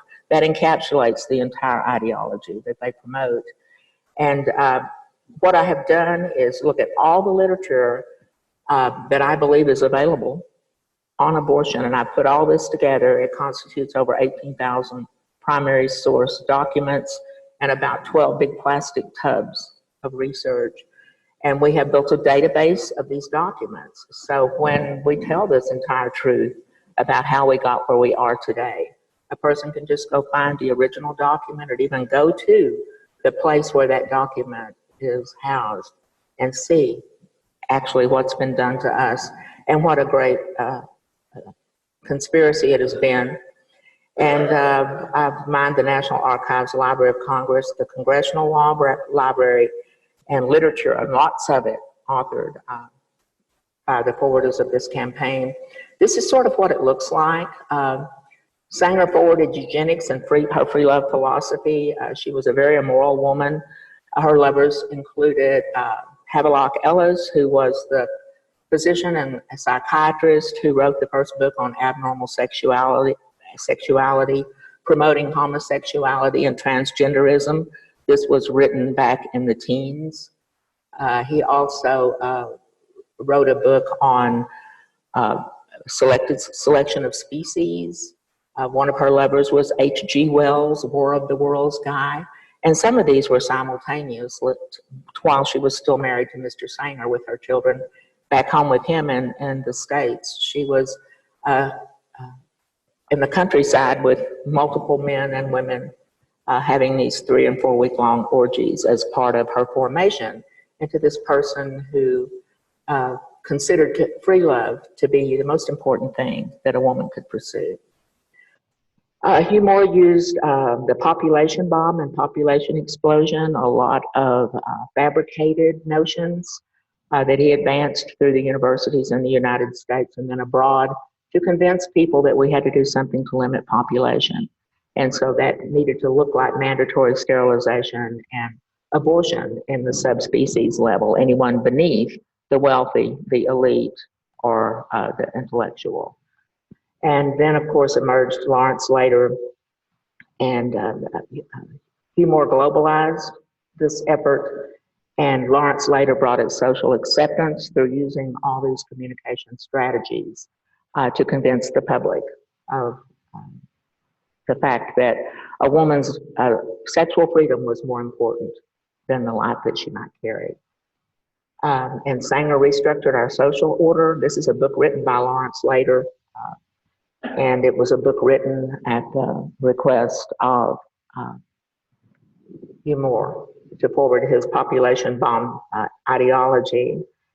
And Moore's campaign convinced the American public that the world population was out of control and that something had to be done about it. And then later set about determining to persuade women that their reproductive rights were more important than a piece of tissue and that their sovereign right under the Constitution should be the right to choose what to do with their own bodies. And in essence, what these people did was use our Constitution as a weapon against us to put us under their control by controlling the very life that we create and reproduce, using the Constitution to prevent us from exercising that right to life that we as human beings have. Okay, Sanger created a great narrative for her work. She was an author, a journalist. She worked for the Call magazine, the New York Call, and it was a Marxist socialist magazine. And she went all over Europe writing articles about socialism, pro-socialism articles. She published hundreds of pamphlets, several books. She was a very prolific author. I actually have a copy of her biography that she wrote, never published, of course. I also have a biography of hers that she refused to allow to be published that was written by a famous author in 1938 who was also her lover. And when she saw the story in galley form, she refused to allow it to be published. So that unpublished manuscript I was able to find, and I mined that as well for a lot of the details about her character. And I don't have time to tell you the whole story, but just know that Hugh Moore's hero in life was Margaret Sanger, and he had millions and millions of dollars to empower her to do exactly what she perceived to be the vision of this utopian world, where people could live in harmony and love with one another. And, you know, the hippie generation kind of portrayed what Margaret Sanger thought of the world should be, except everyone should be wealthy and everyone should be white. And everyone should not believe in God, and everyone should value their own personal human experience above anything else, including their own children. And as I said, she went away and left her children with her sister or her husband while she went all over Europe, Asia, and India, setting up abortion clinics way back before abortion was ever even a word in our vocabulary, really. And actually, her daughter died while she was gone on one of her many months and years long trips. And the nurse that was attending her daughter, Peggy, as she died, said when she walked in the room and Peggy was dying, she raised up and she said, oh, mommy, where are you? Where have you been? I'm so glad you're home. But Sanger was still abroad, forwarding the beginnings of the abortion industry. Okay, Lawrence Slater is the really, really bad guy in this thing, though, and very few people know who he is. 62 days after Roe v. Wade, January the 22nd, 1973, 62 days after that, Lawrence Slater and his chauffeur carried 16 cartons of closely packed cartons into the Rare Books and Manuscripts Division of the New York Public Library. There, he worked with the library staff to make certain that all the records were intact the way he wanted them to be. Then those records were sealed for 25 years from anyone being able to see them. Now, you have to wonder why 62 days after Roe v. Wade was approved by the Supreme Court and written into law. Why did he do that? Well, he had a lot to hide. Okay, so for 25 years, none of us could get to those records. Even still, you must be a vetted academic to be able to get into the records. You have to have a research project that you're working on, and it has to be something that would elevate his stature. And so I determined to be his biographer because I told the librarian, I said, you know, he's the greatest communication strategist of all time. Someone needs to write his biography. She agreed. So I was able to get into the archives.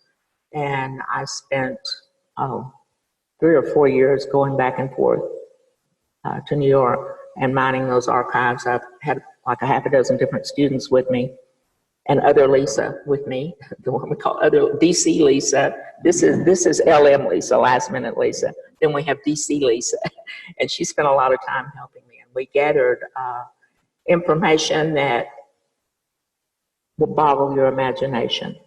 The things that have been done to us and the lies that have been told to us. Lawrence later decided to do a survey of America in the process of writing his book, Abortion, which came out in 1966. And so he ended up with a survey card. They used to put a card in a magazine, and women would mail the card back in, and they would be mailed a copy of a survey, and they would fill it in by hand and send it back. And so he managed to gather a sample group of over 1,000 people and who filled out the surveys, and they brought them back, and he had Yale run the surveys, tabulate the results. Well, one of the questions on the survey was, do you believe abortion should be legal? And this was sent to women, by the way, not to men, just to women. And the final data and the final record that he used in preparing the Roe v. Wade document, he said that 69% of the women in America believe that abortion should be legal. The backside of that story, the untold story, is that he manipulated the surveys and reran them 6 times, pulled out about 150 of those surveys, and continued to rerun the surveys. And the final tabulation, even with the record out, was 19% of the women in America approve of abortion.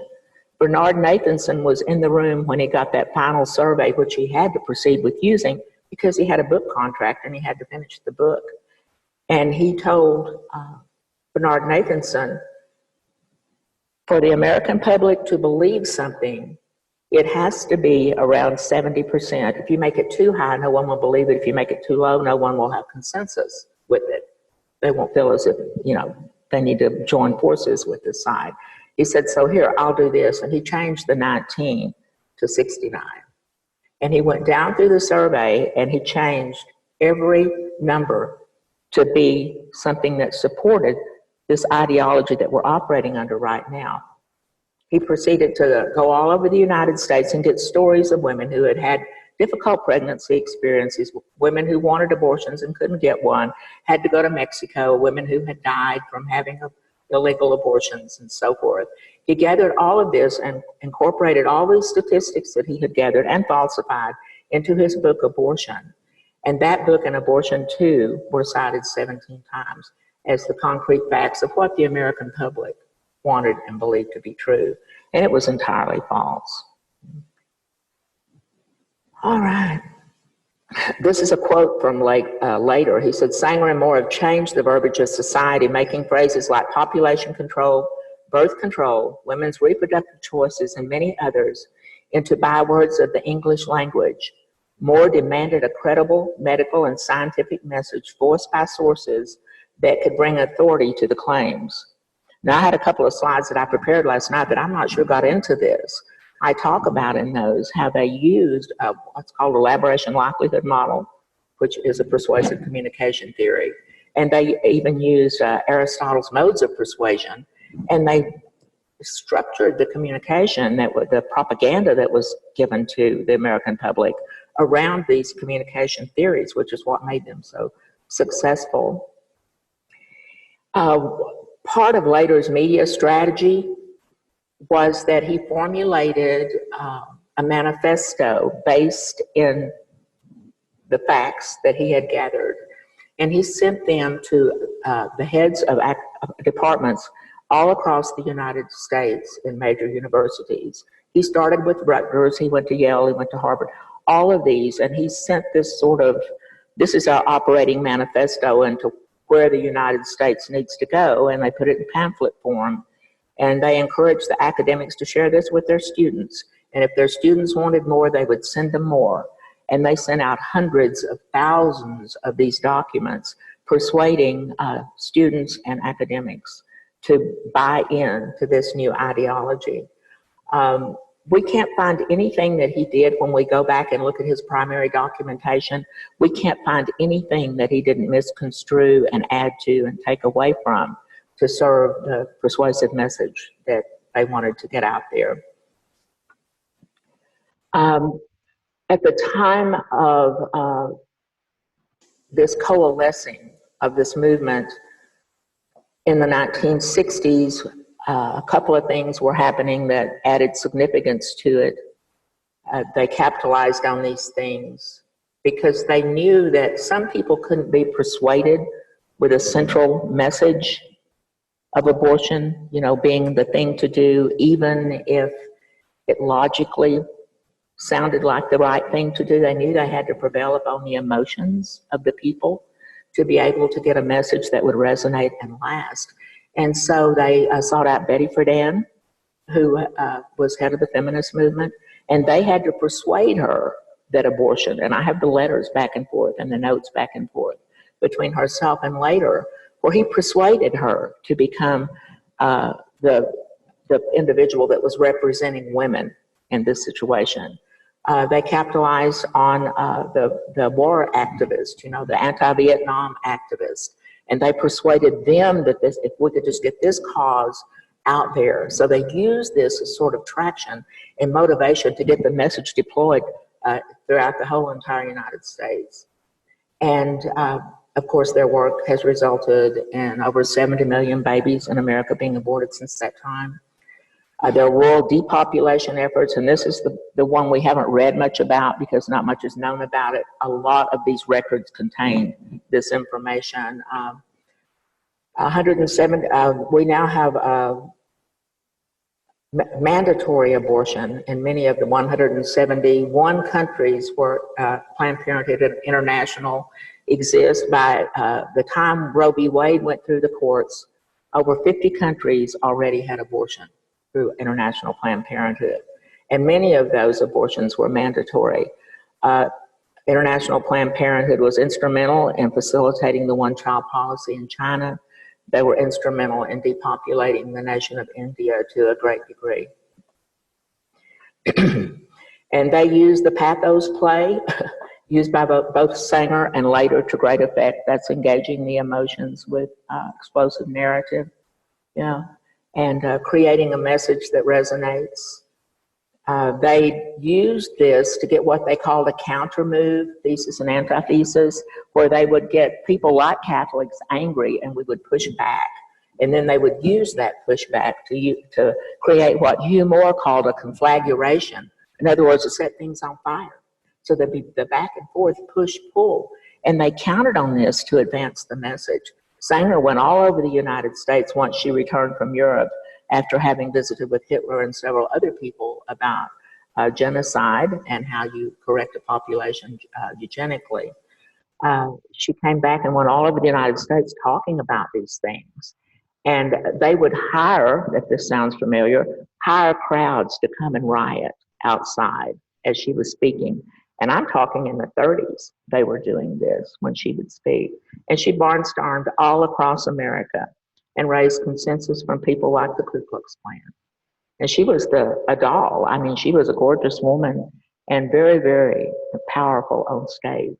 But they would always make it where there would be some kind of disturbance and, you know, her being hauled away in handcuffs or something to create righteous indignation or unrighteous indignation, I call it, in the American people. So it became a battle of woman against God and the church. That's actually how they framed the battle. This is what they said we'll do. We'll pit woman against her husband, right? Feminist movement, and against God, and then of course against the church. So any form of ethical or moral or even just code of the family unit that has to be broken before we can forward this deviant ideology. This is just a little statistic on this. The number of the casualties of all the wars since the beginning of time is less than 500 million people. And that's less than 1/3 the amount of unborn babies sacrificed worldwide to abortion in the last 40 years. Okay, 20% of the American population, now 323 million, has been aborted since Roe v. Wade. And 20% of the world population, now 7.5 billion, has been aborted since 1980. So 1.5 billion babies have been aborted worldwide since 1980. Staggering statistic. And they call their campaign the Depopulation Campaign, and they had cooperation all over Europe. I think the turning point for me in this was when I discovered in later files, I discovered a book, 1927 World Population Conference in Geneva, Switzerland. Margaret Sanger created this conference, and she called academics from all over the world to come to it, scientists, medical doctors from all over the world. And they got together and they formed a 100-year plan on how they would take over the world, you know, and make it a racially pure world with no deformed people, as they called them. No inferiors would be allowed to exist.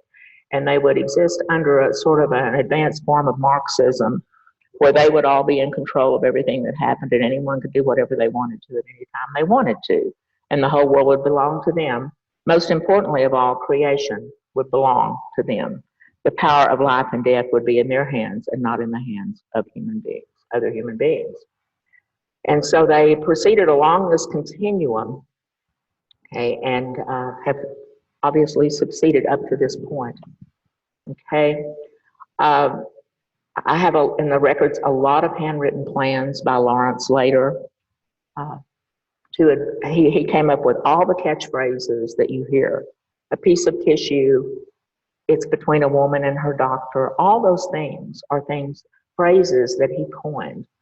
The original 10 talking points that Lawrence later wrote out by hand with the help of a psychologist, those same 10 talking points are the ones used by Planned Parenthood today. They're on NARAL's website. Planned Parenthood has duplicated those. In 1927, they set forth a 100-year plan to totally take over creation, to take over this world. So in 2027, we will be there. And where we're supposed to be by now is that the whole of what a human being is created to be would be in the hands of man. One of the ways they would do that is through using Havelock Ellis's concepts of abnormal sexuality. And he said even a person's sexuality and whether they were male or female should rest with their own choice. Does that sound familiar? This was written in the early 1900s. And it's all part of this ideology that the abortion conspiracy is written around. The lie that they have told the most often, and according to later, if you want anyone to believe anything, no matter how big a lie, if you repeat it often enough, people will accept it as the truth. And this lie that this is a woman's body and it's the most important thing was a lie that was forwarded by them, you know. And so they had to convince a woman that her own happiness trumped everything else in her life. And to convince a woman that her greatest right was whether or not to have a child and whether or not to kill that child. Just think about how much indoctrination it took to get our society to the point where women are caused to believe that. The study that they used to form their communication strategy was something called the Yale study. Young psychologist, Yale professor by the name of Carl Hovland was hired by the United States government right at the end of World War II and for 2 years afterward. And he and other academics formed what they call the Yale study. And that study, they studied the communication tactics of Hitler and of Marx and how those two married together could create a communication construct persuasive enough that a person would jump off a cliff, fly a plane into a building, they even use those words, could be convinced even to sacrifice their own lives for a particular ideology.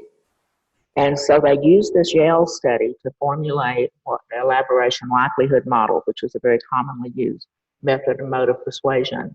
And they used this to be able to convince people to go outside their belief system, outside what they knew to be true and right and real, and to adopt a totally alien ideology, to even be caused to believe that I may not be what I appear to be. Is this what I really want? And to put the human will above God's will and our ability to recreate ourselves above the holiness of true creation. So that's what's been done to us. Now, how do we counteract that? Okay, what I say is we need to, you know, that this ideology is the hub around which this whole thing has been built. What do? We use the same tactics to unwind it and to remove it. So we need to look for the storytelling things. It's what Lawrence later did. That's what Margaret Sanger did. Story after story after story. She used the story of her mother, 19 pregnancies and 11 live births. You know, my mother was bred to death, she said. The same story she more used, talking about starving children in Africa. I remember this when I was a child. The children in China are starving. Eat your food. You know, the children in South America have no place to sleep. The planet is running out of resources. I heard this as a child. You know, as a young woman, I heard, it's your body, it's your right to choose. It's just a piece of tissue. You know, I heard that message, and then I heard the stories about women that were saddled with a dozen kids and they couldn't go out and be who they were created to be, you know. So that storytelling and that taking something that's somewhat true, but really a whole lie, a half truth becomes a whole lie, and telling it over and over and over again until it's accepted as true. Yeah, that's how we've gotten where we are today. But what we must understand and make the public aware of is that all of these things are something that has been done to us. We have been sublimated and subjugated and put under a mode of operation that is not of God, that is constructed of man for the demise of all human beings that this elite intellectual group doesn't deem fit to live. So we have fallen victim to that, and you know, women have fallen victim to that. And the way we counteract that is with true stories well told, okay? Statistics based in fact and not in fiction. Statistics that have a motive of allowing God to be in control of creation and allowing women to truly be in control of their own bodies and not be subject to being part of a fad or a trend that causes a woman's greatest accomplishment to be celebrating killing her own child. And if you think about where we've gotten to, it won't be really hard if we can just bring the facts to the public that they need to hear through credible sources, like these folks did, with well-told stories, and by exposing the illegality of what happened with Roe v. Wade. I've saved the best of the story for last. I decided after I'd gathered all this information from Later's records and then 16 original boxes he turned into 46. So it was quite a mining effort that we did. I was able to obtain a book, the Population Control Conference of 1927 in Geneva, Switzerland. That book has been banned from sale in America. You cannot find a copy to buy anywhere in America. I tried for about a year. I tried to find a copy. I ended up going to the Library of Congress because they showed to have a copy on the shelf. I went to get the book and it was not there. They said, we have it, it's been misshelved, we can't find it. Finally, after 2 days of insisting that the book is here, I want to see it, a little librarian comes over and says, give me a couple of hours, I can find it. They pay college students to misshelve these books. And so he went and found it and brought it to me, and DC Lisa and I copied the covers, the index, the introduction by Margaret Sanger, the bibliography, and the first chapter, and I had to give the book back and go back to Texas where I was at the time. And so I decided to go back, and an attorney friend of mine in DC said, now this time when you go, I want you to ask for the book, and when it's not there, I want you to ask for it again. I want you to put it on a timetable, and I want you to ask for it 12 hours straight on the hour. And I did that. She said, we need to determine if there's a conspiracy in place to keep you from getting this book. Well, eight minutes after the hour, I would get an email back from Library of Congress saying, we cannot find the book has been misshelved, it is not available at this time. 12 of them, 8 minutes later. So they have a computerized message to go out and say this book that they don't want anyone to see, that's been banned in the US, that has this 100-year plan to take us over, right?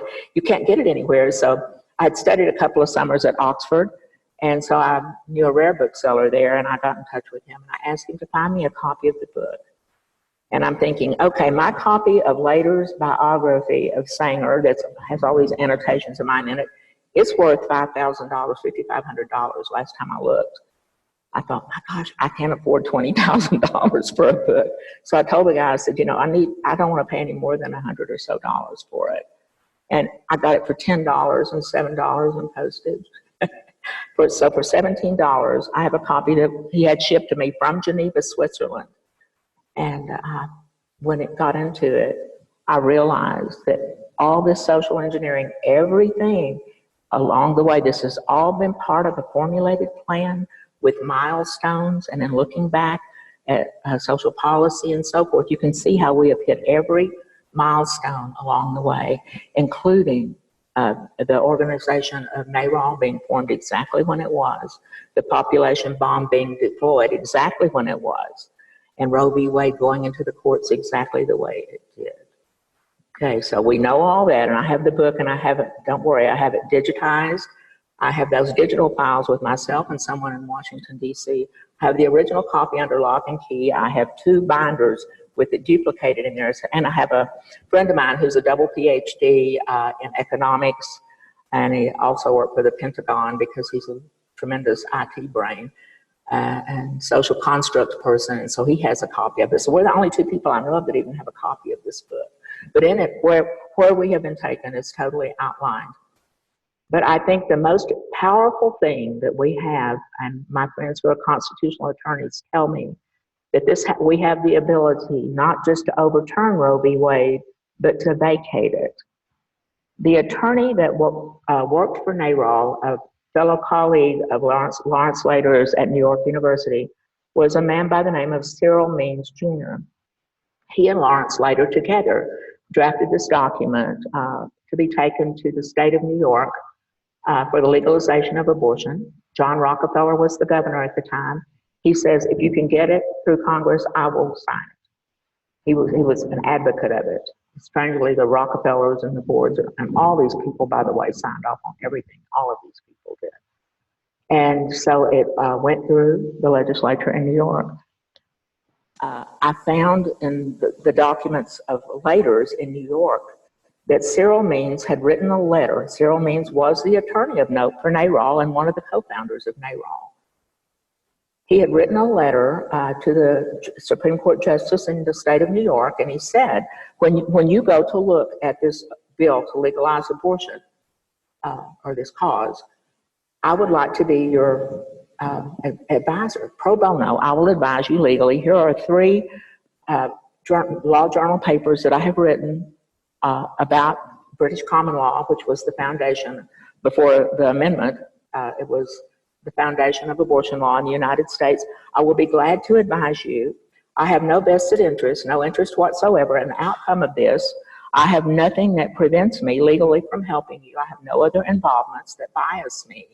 And I would be glad to help you navigate through British common law and advise you pro bono, you and the justices, of the legality of this and how you need to direct yourselves. And so he did advise them. And of course, abortion was signed into law in New York in 1969. Okay. So then they proceeded to send this same, and if this sounds like a late-term abortion bill, they're following the same pattern with this same template they sent all over the United States, to all 50 states, to young attorneys just getting out of law school, and they said, fill in the blank, find a girl that needs an abortion, and fill in the blank with a pseudonym for her name, have to make sure it's a real person, file it in your district court. When it gets turned down or accepted, let us know. And they had a strategy of states that they went to. New York, Vermont, California. Sound familiar? We just did that with late-term abortion, right? Just did it. Follows the same map. I have actually done a graphic of that map. Okay, then they get it legalized in at least 5 states. And then they go to places like Texas and Ohio, where it probably will be turned down. And they did this in Texas by, one of the students that they contacted was a young woman by the name of Sarah Weddington. Strangely enough, she and I are from the same town in Texas, Abilene, Texas. My father was a Baptist preacher. Her father was a Methodist preacher. She and her friend, Linda Coffey, who had been out of UT a year with law degrees, filled in the blanks on Roe, found Norma, who became Roe in the document, and persuaded her to allow them to file with Henry Wade, who was the district court in Dallas. And of course, it was turned down in Texas. They had another bill in Ohio that was turned down with a couple of other young lawyers. So then they draft the Supreme Court cause that says women in New York and women in California and women in Vermont all have the right to abortion. So women in Texas and women in Ohio should have equal access. Now remember, they authored this thing These young law students didn't author this. Lawrence later and Cyril Means authored this bill. So then it's taken before the Supreme Court, and we know what happened there, right? In 1970, NARAL was founded in 1969 to do this exact thing.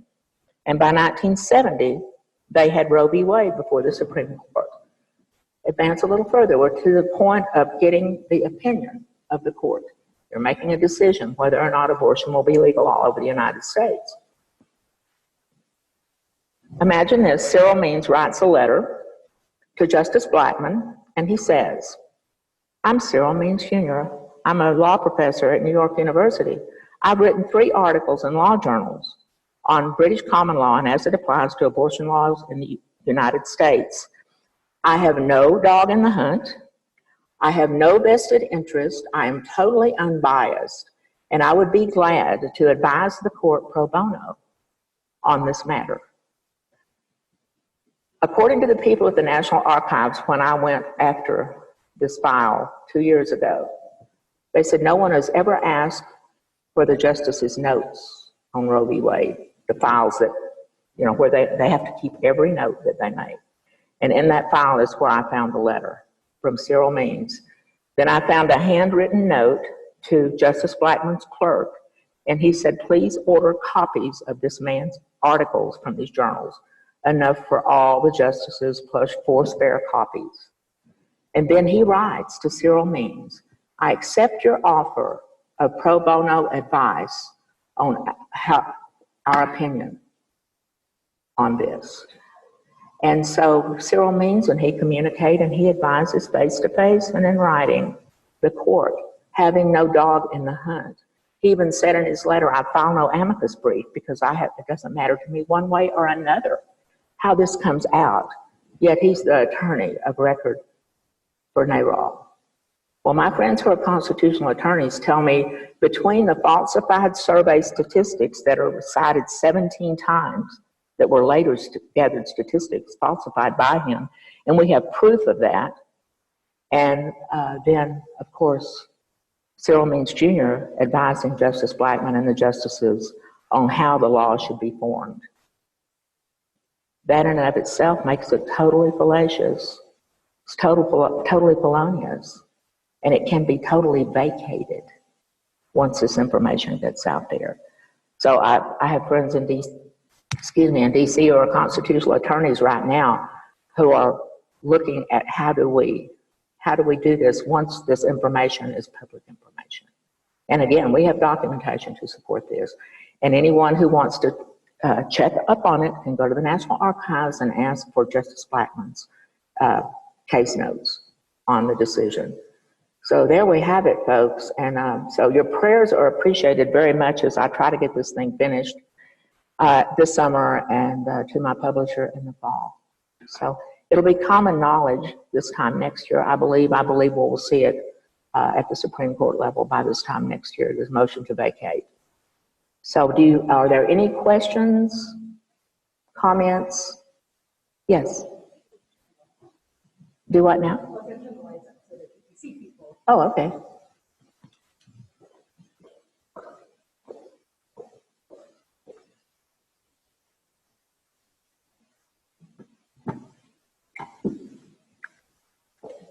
Yes. Just a second, let me bring you the microphone, just.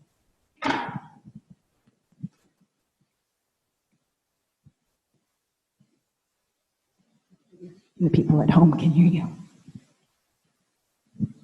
I was just going to say, I find it ironic that even in this day and age, how much Margaret Sanger is still celebrated, and she was, made one of the top women of New York or something like that, and she has her own square named after her, and I think she's in the, I forget, in one of the national museums, she's, celebrated, despite her overarching eugenics approach to this whole thing, that most people, if they know the true story, would be completely disgusted that this woman's being celebrated, by our nation and being celebrated by Planned Parenthood. It continues to, celebrate her message and picture. So I just, how people are trying to continue to spin those things when those problematic areas about her life are brought up or her whole agenda is brought up, how they spin that. Yeah,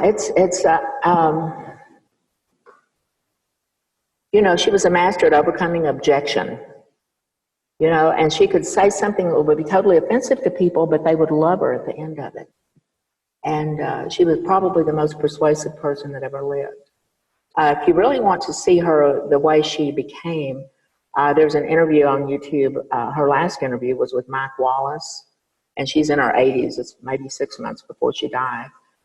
And to watch her as she speaks, she's demonic, very demonic looking, and so I think that, Satan is very alluring, and I believe that she was a long time ago overtaken by Satan, and I believe he's the one who caused her to be able to overcome objection and be so totally attractive to people, and to be able to forward her message. And she told lots of stories, though, again. Telling stories is crucial, and she formed a facade and a concept of herself as being a victim through her mother, who was overbred, and a woman who was jailed. She did things to get jailed, so she could use the story of this poor little tiny woman, 5'2", being drug away by the big Irish cop in New York and thrown in the slammer. She used all of that for traction. So everything was a methodology that was planned. And then she gathered all these great minds from around the world who shared her ideologies, and they formed a methodology for causing us to adopt this, all of this. It's all the same big lie, everything that's happened to us, but abortion is sort of like the hub of the wheel that it all rolls on. They determined that this would be the thing, that people could coalesce around, and they could cause people, women, it was the woman against man thing. In other words, the rebellion thing against the natural created order of things. And so they had to address those areas where you normally have that thesis and antithesis of, man against man and man against God and so forth. So they pitted woman against man against God, against life. Yeah. Anybody else? Yes. Well, I have my business cards with me, and then this book, I have a few cards of it. Its website is sacrifice.exposed. I don't have a lot on there right now because I'm trying to be very low profile as I try to finish this book under the radar. I've had a lot of things, credible threats to my finishing this book, and I'm a great believer in listening to the people who helped me stay safe, because when I was a journalist in D.C., I had 3 different attempts I was nearly Clintonized 3 times, let me put it that way. So I've learned to, try to just go away and be a stuffy academic and continue to write about this book. But I'm a professor at Oral Roberts University in Tulsa, Oklahoma. I can always be contacted through there until I may be moving back to D.C. next fall, though. I have a position there that I may be taking next fall to get me back in the mix again once this book is finished. But Lisa, of course, can always contact me. I'll be glad to give you a card, and I have a few cards about the book that I'm willing to pass out. I'll also make available to you a digital copy of the promo card of this book that has the information about the book and how to contact me and so forth. So I'll give that to Lisa, and she can put it out there, okay? Anybody else? Oh, and by the way, on the website, you can sign up, and I'll notify you when the book is ready for purchase. All right, thank you.